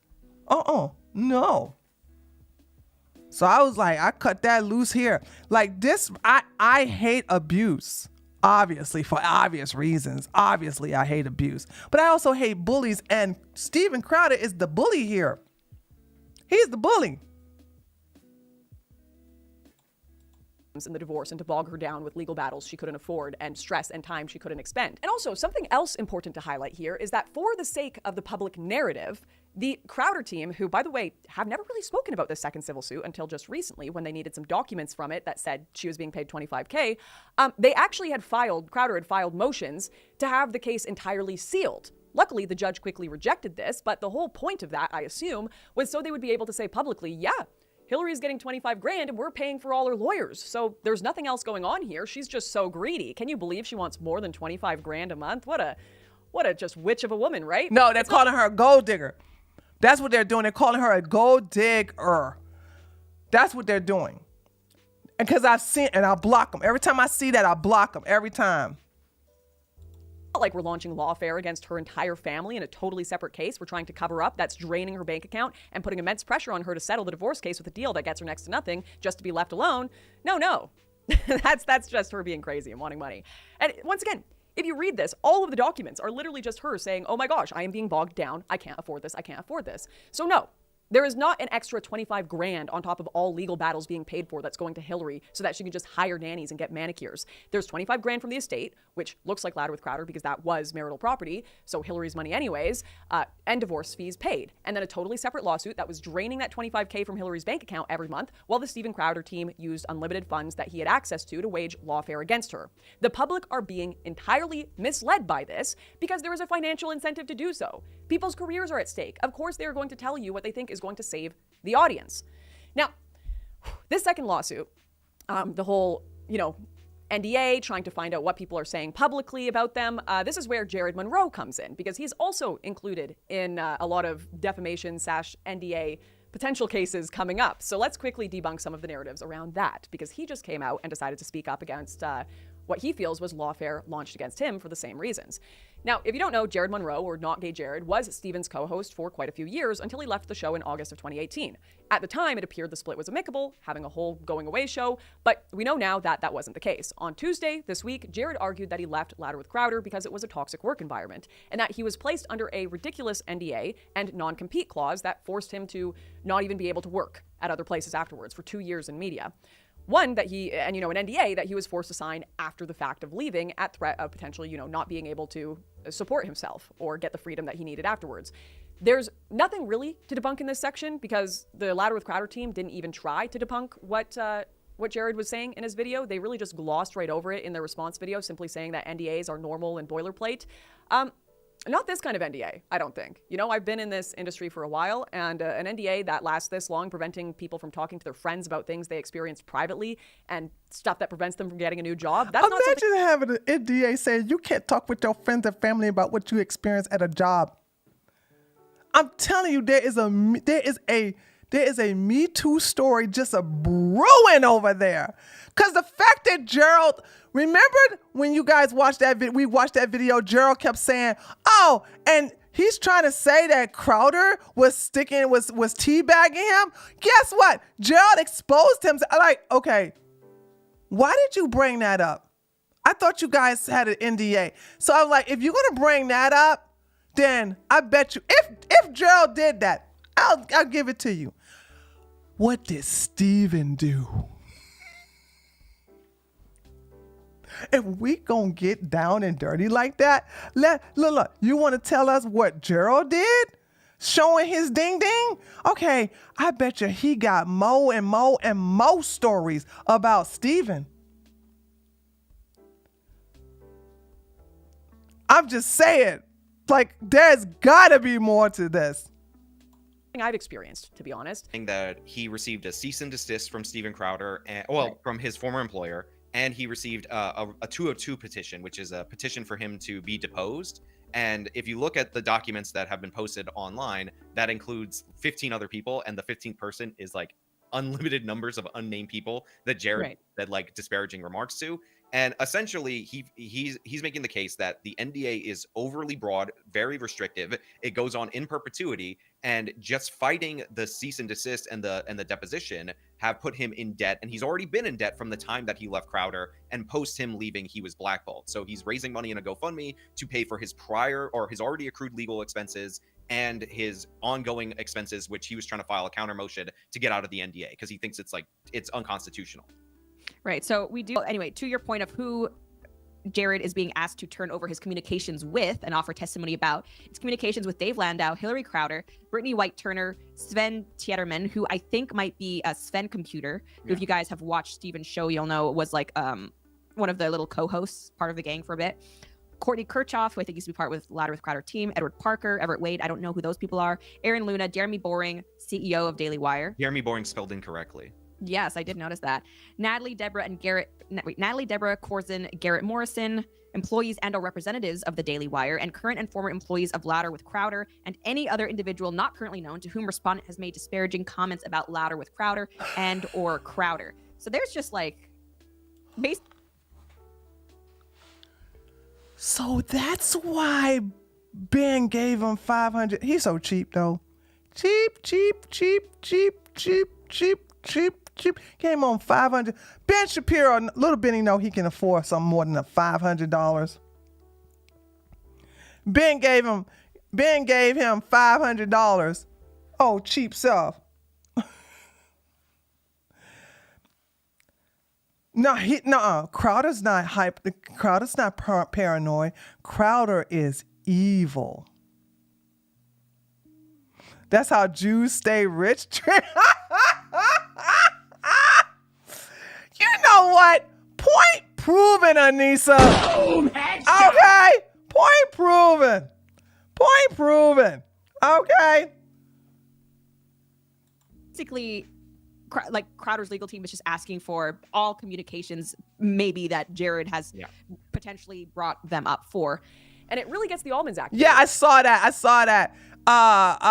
Ben gave $500 and actual social justice warrior gave $501 to one up Benny.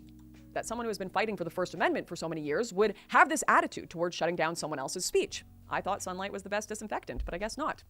The only real critique I saw here from people toward Jared's video were those claiming that Jared was a crybaby and raising funds for a lawsuit that doesn't even exist. Now, in my opinion, I think the crybaby claims can pretty easily be waved away, as anyone who has experienced real legal abuse and threats from within this industry knows it is extremely debilitating for your life going forward. And, not wanting to be bogged down in fear all the time for the rest of your life with being financially crippled for speaking your mind, maybe even things you just learned or giving your opinion on. Put everything in a trust or in somebody, your kid's name, or in my case, if you ain't got no kids, put it in your God kid's name. Do not have nothing in your name. Now, by the way, that is not the Jewish way. That is the Negro way. Boom, headshot. I tell you, I take a little bit of everything from a little bit of all cultures. Okay. The whole thing that comes from the black community, put it in your mama name. You know what I'm saying? Yeah, that came from the black community, okay? I'm putting nothing in my name. I ain't scared of no lawsuit. Sue me. Listen, I will not ditch it either. I'll show up. I'll put on a good old show. What's the Jewish way? Get lawyers. Jews know good Jewish lawyers that will milk them, that will play the Uno reverse card. I ain't got no lawyers like that. I ain't got no, what? I ain't got no lawyers. I'm black. I don't have not one lawyer in my family tree or in my circle. And I got a lawyer friend. But that's the Jewish way. They'll get you. Listen, a lot of rap music talk about how they get out of cases because they got a Jewish lawyer. Now, that's not anti-Semitic. That's just facts, okay? Even Cardi B had her song, "My lawyer is a Jew. He gonna take up," what she say? "My lawyer is a Jew. He gonna chew up all them charges." Yes, girl. Okay. Okay. I ain't got no Jewish lawyer money. So, guess what? I don't own nothing. Okay? Everything is in an LLC or in a trust or in my God kid's name. Or it's a joint account because you can't garnish. Did you guys know that?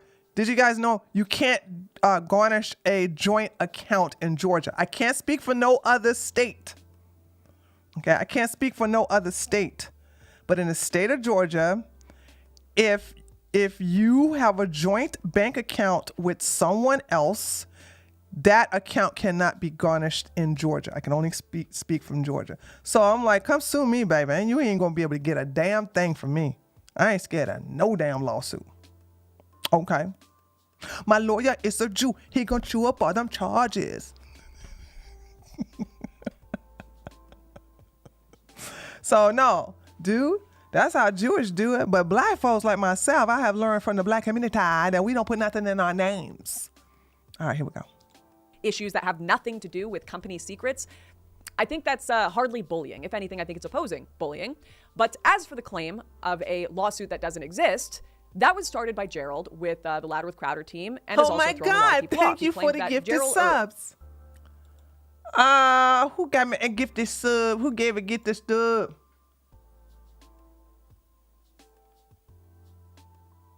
Holy smokes! Y'all ready for them?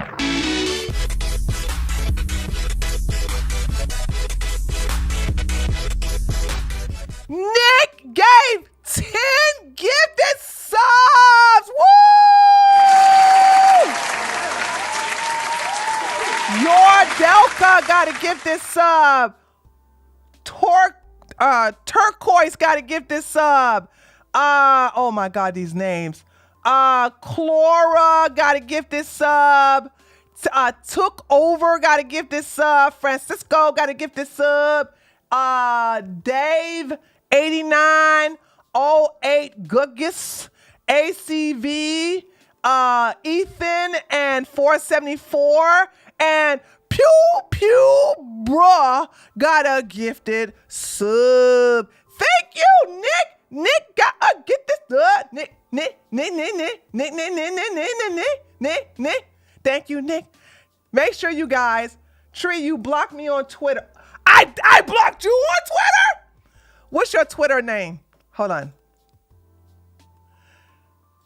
What's your Twitter? You must have been a friendly fire. That happens, by the way.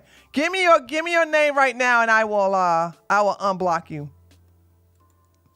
Cause sometimes I get on a block spree, honey. I do that.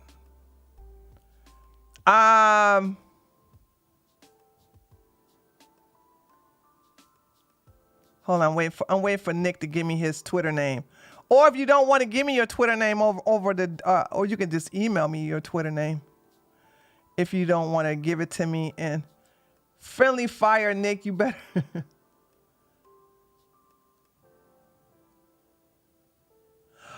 Oh, that's why I blocked you. Okay, hold on a second. I'm about to unblock you now. Hold on a second.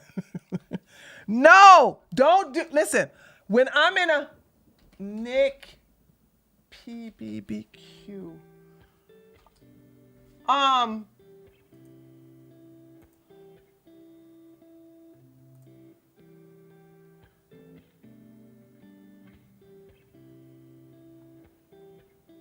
what?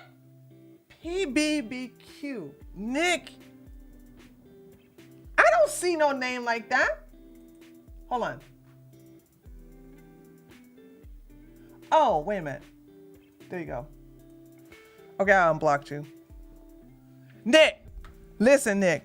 Hold on. I unblocked you, Nick. I found you. Nick, be careful how you come at me, okay? Because if I looked at it, I did not know. What I love you. Listen, email me.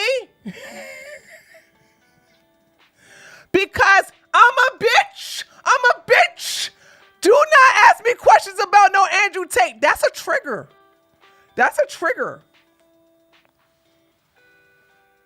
You asking me about the Tate arrest. I'm like, what you ask me?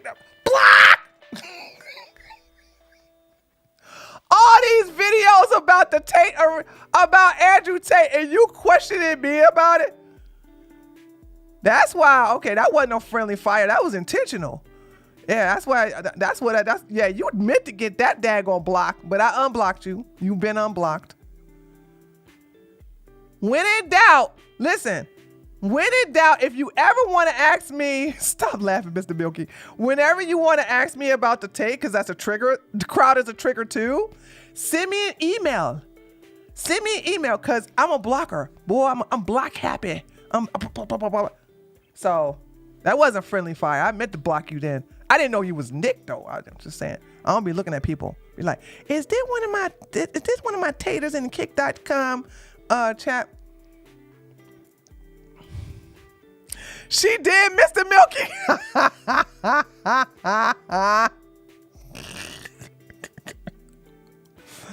Oh God. I'm tempted to troll and you gonna get blocked. Listen, guys, listen. You guys have to be careful. I keep telling you guys my state of mind when I'm on Twitter.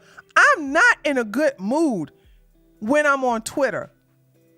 I am automatically in bitch mode. And I get block happy. I don't want to hear it. I for real did not know. I got home from work, laid down, and just asked if there was shit showing he did it. What you don't ask me that? Yes, he did it. Oh my God. That's why I blocked you. I'm not gonna block you no more. I unblocked you because you just don't know better. All these court cases, him confessing, him self-snitching, they leaked all of his transcripts from the war room. You got men from the war room who also snitching on him. So many text messages, voicemail messages of him actually admitting to about 90% of his crimes. I did not know. I don't follow it. That's not my problem. That's why you got blocked. That's why you got blocked. Okay? That's why. Don't do that. I know it's a sad face. I know. But no. Listen, Twitter, hold on. I'm going to tell y'all a secret. Y'all want to hear a secret? Here's a secret. Come closer. Come closer. Put your ear towards the mic, unless you got some headphones or put them close in. Like, if you got some earbuds, stick them real close into your ear, because I'm going to whisper something to you. Right? I'm not nice on Twitter.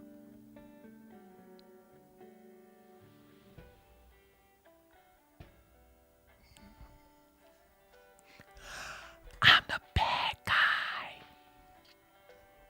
Well, who sang that song? I'm the bad guy. Is it Bella Rush? What is that white girl name?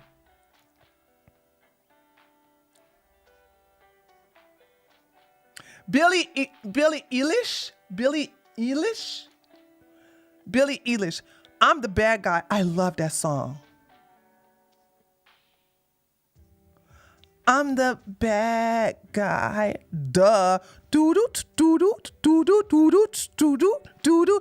I'm the bad guy. Doo-doo, doo-doo, doo-doo. Billie Eilish. Thank you, Tracks.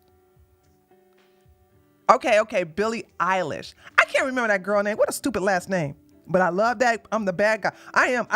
That's my theme song. I'm the bad guy. Duh. That's me. I love that song. I am the bad guy. I even tell people I'm not nice.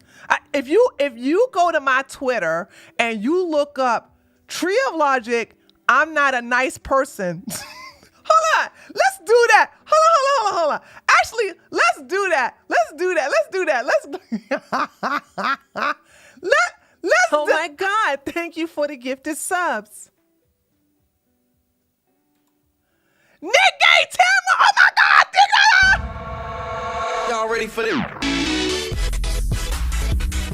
Nick Gay Timmer. Gifted subs, baby. Oh my God. Here go the hardest part of giving gifted subs. These silly usernames. Guy and Gee got a gifted sub. Eek Moose.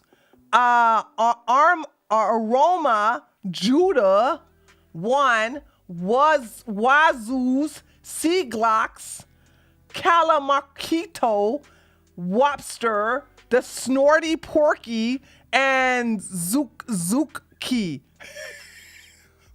Please go and thank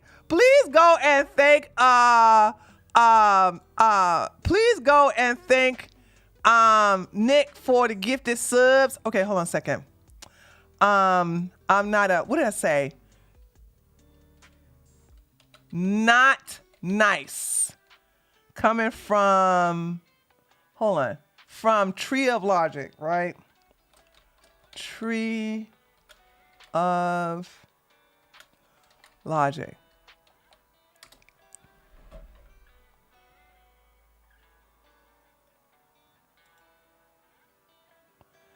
Yes, I'm not a nice person. Now cry harder. Yes, it is. I'm not nice to my enemy.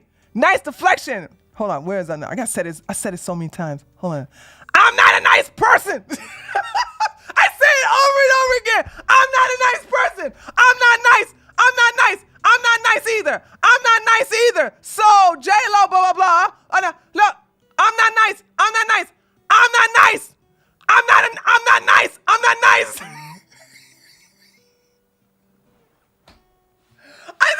I see it over.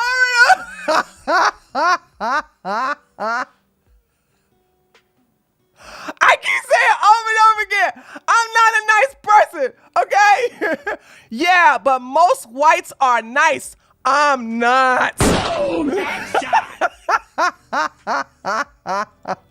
She's free to do what she wants. I'm free to call her out on it. I'm not nice. I keep saying it over and over again. I'm not a nice person. I'm not nice. Don't like it too damn bad. Cry harder, biatch. This is me. This is me. This is me. Uh-oh. This is me. This is me on Twitter. This is me on Twitter.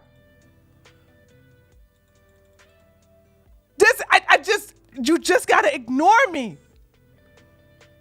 If you have a question, that you really want to ask me, like seriously, like it's just not, Twitter's just not the place to ask me. If you are asking me stuff about Tate, about Crowder, whatever, saying, you know what I'm saying? Shut up, more JK talking about. So are you just saying that you're not nice? Like, send me an email, treeoflogic.com. Listen, do not feel obligated to engage with me on Twitter. I'm not lonely. Listen, I promise you guys, I am not sitting here saying, ooh, I hope somebody respond to my tweet. Listen, I am so shocked that I'm still growing. I am not kidding. I block, every time I get on Twitter, I block a minimum of 5 people who follow me. But people who don't follow me, a minimum of 10. Yes, it's my hug box. It's my safe space. I don't believe in freedom of speech. I believe in the freedom of association. You say something to piss me off, or blah, blah, blah, blah, blah, blah, blah, blah, blah, blah, blah. I'm a blocker. I don't want to hear it. And what's so bad for me? You want to know what's so bad? When a tweet of mine starts going viral, I'm a control freak. I gotta see everybody who's got something to say. Cause if you said something I don't like, block. This is the reason why you'll never see me doing all these tweets every day. Okay? I don't do, you have people who tweet about 5, 10. I don't do that. Cause so many people are engaging with my tweets. I gotta know who's saying what in my Twitter. I gotta see it. I got to see who said what. I religiously, unless they block me, and even on my other accounts, I'll see who said something and I didn't see it because they blocked me. Because people do that shit too. I will sit there and see every comment, and anybody say something, I just block them. The only time, here's the deal. I'm gonna tell you a secret. The only time I don't automatically block somebody that pissed me off is if it's one of my taters, if it's somebody I follow. Cause by the way, Mr. Milky, you'll be good to hear that I put Paseo in his place today. I told him, I said, you better shut the hell up and mind your business. Where is that? That's the first time I ever checked his ass. Cause I was like, you got too comfortable talking to him. What the hell? Where is he at? Where is at? It was a while back. Hold on. I sure did block his ass. Right here. Look at this. He and I follow each other. And this is the only reason I didn't block him. But look how I talk to him. He goes, hold on. So this is the thing with this is a bad video with nasty Tristan Tate. So this is what I said. The fact that most conservatives, right-wingers support Tristan Tate and Andrew Tate is very telling. They are blatantly telling us that they're PDF files who will seek to destroy young girls sexually, emotionally, and physically.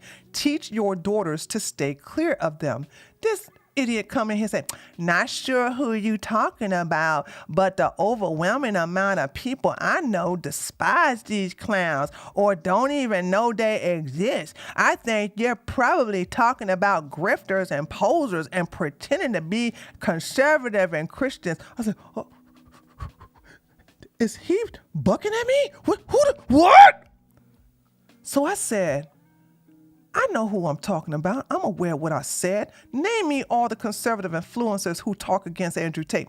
Most people don't even think about them. As I said, only grifters defend them. So now I'm getting mad. I said, funny how you refuse to name all of them. Don't buck against me like that again, or I will cuss or you will get cussed the fuck out. Boom, headshot. So when you see me start to get real bitchy, it's about to get on. So normally I would block him, but like I said, okay, we've been through some stuff together. So, I'm just biting his leg real hard like a pit bull. Don't understand, but whatever. This is the most I've ever thought of them. Don't let losers live rent-free in your head. And this is what I said to the monkey. Clearly, they are living rent-free in your fucking head because you are all up in my replies talking a bunch of bullshit. Mind your damn business. I got this! Boom, headshot! So this is the time I don't block. If you are a tater, if I follow you, or we are real cool, you see what I'm saying? All right? I will hold off. Like, I adore TJ. I adore TJ. If TJ bucked up against me, I would not block him. I would just get in his ass. And then I'd be like, how far do you want to take this? Okay. All right. So that's my thing. So, I want you guys to understand that's how I roll. Where we at? Okay, here we go. So just be careful with me on Twitter. TJ's so fun loving. I doubt very seriously. Listen, a lot of people think I gotta follow you to know what's going on. Do you know when TJ's account got suspended, I knew it was suspended? And then when he created this new account, I was like, what's this new account, boy?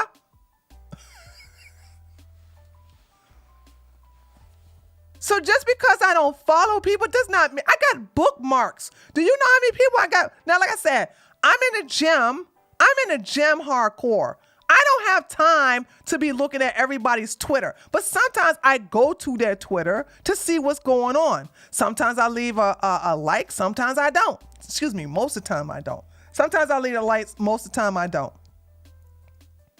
Okay?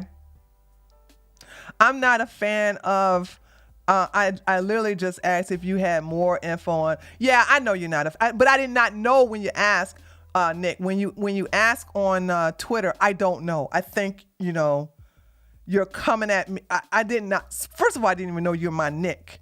So I don't put two and two together. You know what I'm saying? So unless you say, hey, it's Nick from kick.com, kick.com chat. When somebody is asking you, it sounds like one of his fanboys who are trying to gaslight me into saying that didn't happen. No, that's not true. You got some proof. So these men want you to do all the work for them to just basically pish-posh it away, and I don't like that. I don't like that at all. All right, let's finish this up, and then we're gonna wrap up this show. Man, I gave you guys a long show today, didn't I? Yay! Okay, here we go. Issues that have nothing to do with company secrets. I think that's hardly bullying. If anything, I think it's opposing bullying. But as for the claim... We might have to save Diddy for tomorrow because I got to go to the gym, guys. I said we were going to do some Diddy today. Nah, we might not. We might do all that Diddy tomorrow. Of a lawsuit that doesn't exist, that was started by Gerald with the Louder with Crowder team and has also thrown a lot of people off. He claimed that Jared is raising money to fight a lawsuit that doesn't exist. In truth, Jared never stated this in his video or fundraiser. He never stated that he was dealing with a current existing lawsuit. He stated he is dealing with legal threats and is looking to break his unconstitutional NDA. What Jared is dealing with is not a current lawsuit, but a Rule 202 petition, which he clearly said in his video is something one issues when they don't have enough evidence to sue. So the Louder with Crowder team are issuing this in an attempt to force a deposition and have documents handed over to them so that the Louder with Crowder team can find something to sue him for. A very, very violating process and something I would expect from corrupt governments, give us your phone, let us download everything, and then we'll find something to ban you from a country for or to sue you for. Not something I generally expect from dissident truth seekers. Once again, very show me the man and I'll show you the crime style operating. The only people, really, in the world who can afford to do this sort of thing with their time are the ultra wealthy. There's no gender bias in this case here. It's two men. It's Jared, who is poor compared to Crowder, and Crowder, who is extraordinarily rich and can keep bringing forward legal harassment for as long as he wants to punish and silence Jared or put him into fear that he's going to have to deal with these, petitions over and over again to find evidence to hopefully find something to sue him for. That's what's happening. So all of the claims there, once again, from the Louder with Crowder team saying Jared is fundraising for a lawsuit that doesn't exist, that is obfuscation. That is not what he was doing, and that is not what he said. Now, there are literally 1,000 more topics I wanted to debunk and get into in this video. I could have spent days and days and days getting into this, but it's going to be an hour-long video. I'm not going to have it out for 2 weeks if I do that. And I think there are already a few people really working on a deep dive at the moment, so I think I'll let them do their thing. But I'll just get a few more points out of the way quickly that people seem to be misunderstanding for the sake of continued discourse on the web at the moment. So there's this claim that Hillary Crowder is just after money. That's what she wants. We already know that's not the case. The fact that she is willing to do, I want you guys to understand, Hillary Crowder wants shared custody. She wants shared custody. Crowder wants full custody.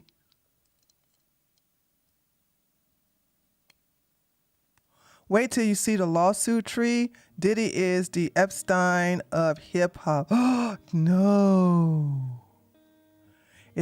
Oh no, Smiley. Oh, all this content. Oh my God, we're gonna have content for day this weekend.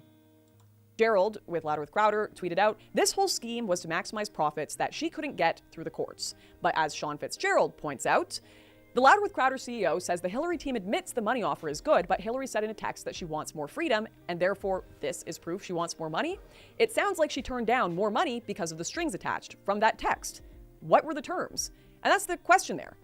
I mean, from reading the very information that Gerald is highlighting there, it clearly has nothing to do with the money and everything to do with the freedom. Now, that freedom could either be related to wanting to get out of an NDA or wanting more freedom or time with the kids. This could be related to wanting to be able to travel with them to see family or being able to speak about her experiences. Either way, the message that Gerald put there to prove she's after more money literally just shows her saying she's after more freedom. Nothing to do with money. And this is a theme you'll see. And that's what I said. I said, how is it you guys see her say, I want more freedom, and you said, like, she's a gold digger, she want more money? I said, where did she say she wanted more money? Then they moved the goalpost. Well, she's got $25,000, all going to a lawyer. All going to a lawyer. The woman is literally looking for a job right now. A lot of the evidence that they put out. I hope a cash cow gives her some mercy and just drop all kinds of bans on top of bans on top of bans on top of bans, so she can, defend herself against Crowder, who's a POS, by the way. To prove bad behavior, it kind of proves the opposite of what they're saying. Now, I wanted to quickly address custody as a question in this case, because one interesting thing I haven't seen spoken. I hate it. She should seek full custody. She's seeking shared custody. He's seeking full custody to punish her. I hope the judge reverse it, but if she's only seeking shared custody and he's seeking full custody, the judge is definitely going to give her shared custody. Man, I wouldn't share them babies with him. But, she has to do what she feels is best for her, so. About that often in the situation with Hillary and Stephen is the custody agreements going on. Usually it's seen as a pretty inhumane thing to separate a child from one of their parents in most debates among this topic, yet True. Very few people have addressed the fact that in an earlier sealed motion, Crowder actually applied for full custody, despite saying publicly a mother and a father need both involved in their child's life. This was reported by Current Revolt, who was present in the courtroom and therefore able to hear and watch the proceedings that were sealed. So he has put that up on his website. Very interesting. Once again, you won't really see the Crowder team addressing that claim and why that was pursued. Which, by the way, I think it's very important to mention that much like this situation with custody, in which Current Revolt had to be in the courtroom to report on, there are still hundreds of files, hundreds of pages, documents, all of that from these cases, both the civil and the divorce one, which are sealed, which no one online has seen. I mean, most of the stuff we've seen are just documents that have been leaked from various parties online. This video is just a debunk of the information that is public right now, and which we have the proof online right now to say is untrue. I couldn't tell you I have a full understanding of the case back to front because, like the vast majority of the public, I do not. We haven't been able to hear from Jared Monroe and the things he says he has to say and is fighting to say publicly. We haven't heard from Hillary Crowder, who is likely under her own NDA. We haven't been able to see all of the documents. We've just seen many, many obfuscations of them. You have one party in this case that are media experts, that have a whole team of media experts and a ton of money to strategize, that are clipping documents from this case, of which the majority of us do not have all the documents, and then putting them out there and saying, this is the narrative. Right. Right. Quite frankly, anyone claiming to know the whole story for sure publicly at this moment, I would take anything they say with a grain of salt. Particularly those who have an extreme financial incentive to say certain things. But one last bonus before I end this video was something I found extremely telling. Apparently during these proceedings, a potato was mailed to Steven Crowder's house. A potato, that's right, you heard that correct. I talked about, oh, is she gonna address this? Hold on. Now, Gerald, let's see if I was right, chat, because I talked about this on Wednesday. I talked about the whole potato thing.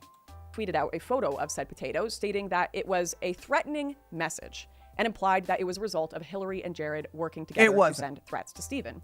Now, if you read the potato there on screen, you will notice it says, watch it on said potato, which also happens to be the exact phrase Steven Crowder said to Hillary Crowder in the Ring video leaked of her pregnant and them fighting. So it's very, I don't know.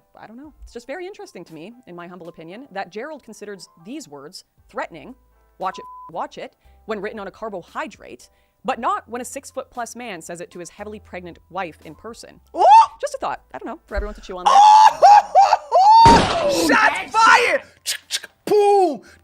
Boom! Damn! Damn, Lauren. So, in other words, Lauren, Gerald is admitting that Steven was saying threatening messages, was saying threatening things to Hillary while she was 8.5 months pregnant. Oh, so you admit that Gerald admits that Steven is abusive. Boom, oh, isn't it something? Oh, so Gerald admitted that Steven is abusive. He threatened Hillary. Watch it. Fucking watch it. Good going, girl. Good going. You go, girl. You go. This is great. I don't know. But I hope this cleared some things up for you. I hope this makes it easier for you to discuss what is actually going on in this legal case as the war wages on X.com and YouTube, because we can't talk about anything. We can't have an honest conversation about what's happening with the movement, what's happening behind the scenes, what's happening with divorce court, marriage, or the legal system, unless we have real information. And while so much of it is just being spouted out there for the sake of pushing certain narratives or for financial interests, there's almost no point talking about it at all. So I hope I've done a tiny dent in the misinformation campaign. Oh, you did more than that. You put a big old hole in there. For all of you. I appreciate you watching. I look. Wow, that was great. Y'all go check her out. Let me give you guys a video again. Here you go.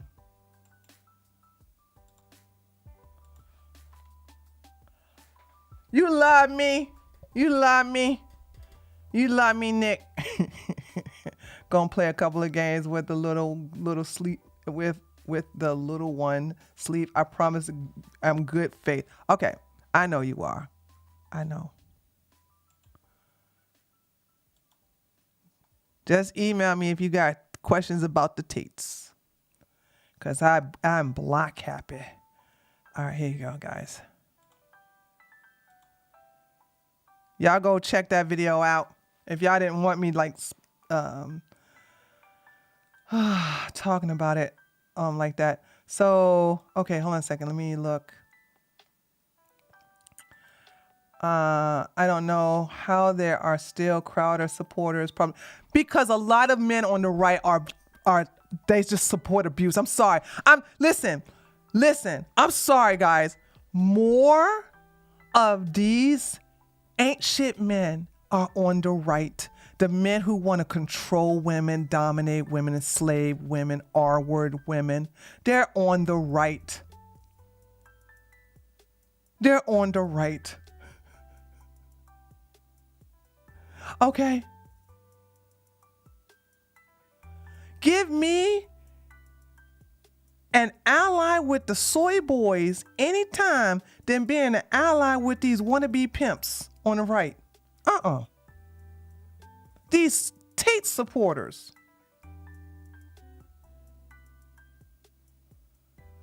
No damn way.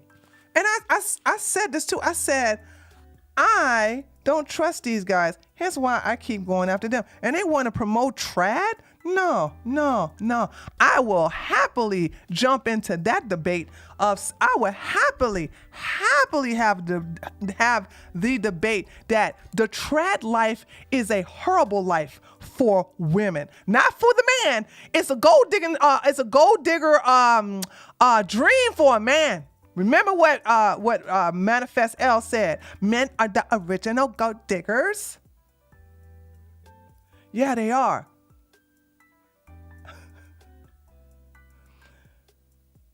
They said it's a normal marriage. Me and my husband has never. Listen, I'm not here to judge. And yeah, I am. I'm here to judge your relationships. If you have a relationship like Steven Crowder and Hillary, where he gets to tell you he don't love you, he gets to threaten you, he gets to yell at you, manipulate you, and you think that's normal, you are effed up in the head. I would never allow no man talk to me like that. Hold on. You ain't hear me.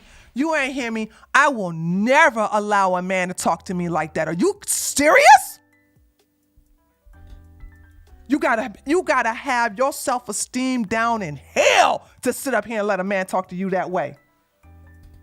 I would have look, with a whole big belly, I would have threw that damn dog medicine at his face and said, "You do it, punk."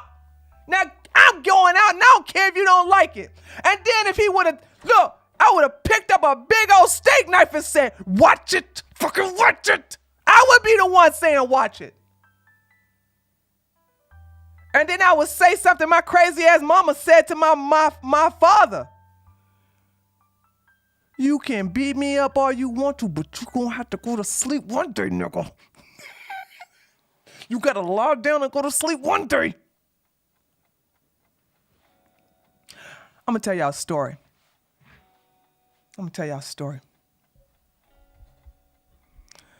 When I was in college, I had my own little apartment when I was a senior in college, right? And I was dating this guy. And he had lied to me because he was part of Omega Sci-Fi. And he had lied to me and said that they were going on a college tour to Albany State. Turned out he went to a bachelor party at a strip club. Now, I've changed. I don't really care about strip clubs as long as I get to go. Okay, but back then I was like, "Oh no, you ain't going to no hoochie mama strip club, whatever." So when I found out he lied, you know what I'm saying, we had an argument. But I am a very vindictive woman, and I know how to play mind games, right? So the next day, I cook his favorite meal, pork chops with gravy. There's a special gravy that you make with pork chops, okay? Macaroni and cheese with bacon bits in it. I cooked his favorite meal. And I said, "Honey, hey, honey, I made your favorite meal." And he was salivating. He was like, "Ooh." He was like, "Ooh, I can't wait to get in there." So I don't touch my food. And I look at him and he just he cutting up the pork chops and stuff like that, blah, blah, blah. And right before he about to put his first bite in his mouth, I said, "You sure you want to eat that?"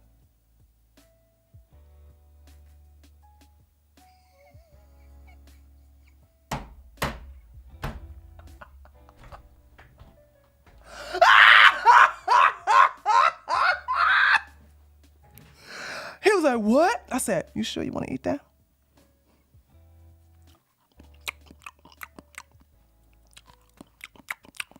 What you do to my food? I didn't say I did anything to your food. I just asked you, are you sure you want to eat that, honey bunny?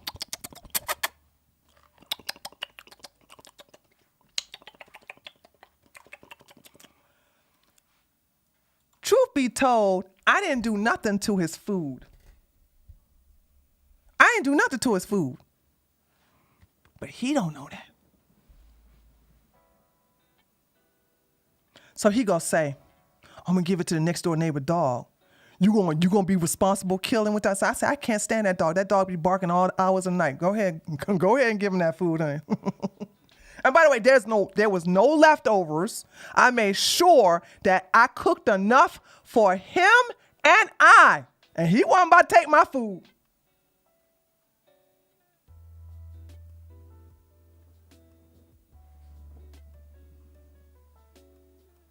Okay. He wasn't about to take my food. That nigga was mad that entire day. And the next day, guess what? Guess who had some roses on top of the kitchen table? I did. Boom, headshot. I don't play that, man. I don't play that. See, I don't like to argue. Okay? I don't play that mess. I'm gonna let you know I'm the one. I'm crazy. That's one thing I have gotten from my mama. I can be crazy too. But I'm a different type of crazy. So I could never have no man talk to me the way Crowder talked to me, talk to Hillary. But I understand. This is why Hillary, I will say, Hillary will be an excellent mama, and she is an excellent mama because she has that gentle, nurturing, loving persona. I'm not loving, gentle by any stretch of the imagination. Not even close. Not even close. So, yeah. Ain't no man gonna talk to me that way. I've never had so this is the reason why I can literally tell you guys I've never been in an abusive relationship. I just don't have that mentality. I could never attract such a man, and I would never put up with it. I don't even think abusive men would even want me. They already know I'm a hard target. So, Okay? So that's what I need you guys to understand. Like, you need to show them that, no, you ain't about to lie. In my case back then, lie to me. I couldn't stand being lied to. It's something of a trigger. You know what I'm saying? So you ain't about to lie to me. You know what I'm saying? You want to see some naked women? I don't have no problem. Well, I do now. I mean, I don't now, but back then I had a problem. I did not like strip clubs. And it wasn't until I worked as a security guard for one woman that I began to understand the clubs. And I had to be in one, you know what I'm saying, as a hired employee, as a hired security guard, bodyguard, in order for me to understand, like, okay, you know. But yeah, it's the lying was the bad thing. Yeah, you're right, LP. It was just, I can't, like, why lie to me? But, you know, I'm not making excuses. I'm just saying I can see why he did, because he knew I was against strip clubs. So there's that. So I don't play. But now, like, I don't get. My husband can go to a strip club as long as I can go too. And I won't sit on his side. I'll be on the other side. Hey, girls, like, I'm over here making it rain with my husband money. Woohoo! Yeah, come on over here, girls. Here, look, I'll be the one on the pole dancing for them. Okay, they gonna make it rain on me, y'all. Okay.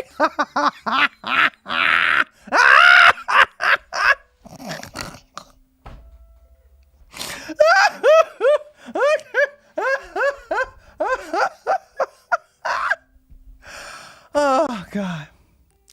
I be having so much fun on my channel. I swear. I mean, this is the only place y'all gonna see me in a good mood and happy and all this other stuff. So there's that. Okay. All right, guys. All right. Oh God. What's to understand about strip club? It's a long story. Wrote. Ask me tomorrow and I'll tell you because I'm about to log off. Because to tell you about strip clubs, it's going to be a lot to tell. It's going to take a good 10 minutes. And I'm ready to get off because I'm ready to go to the gym. It's pretty late. So I want to get at least a 2-hour workout before I go home. So ask me tomorrow and I'll tell you. All right, guys. Thank you so much for coming by. Mwah, mwah, mwah. Okay. I will see you guys tomorrow. And you all take care till then. So take care. Later, taters. Bye.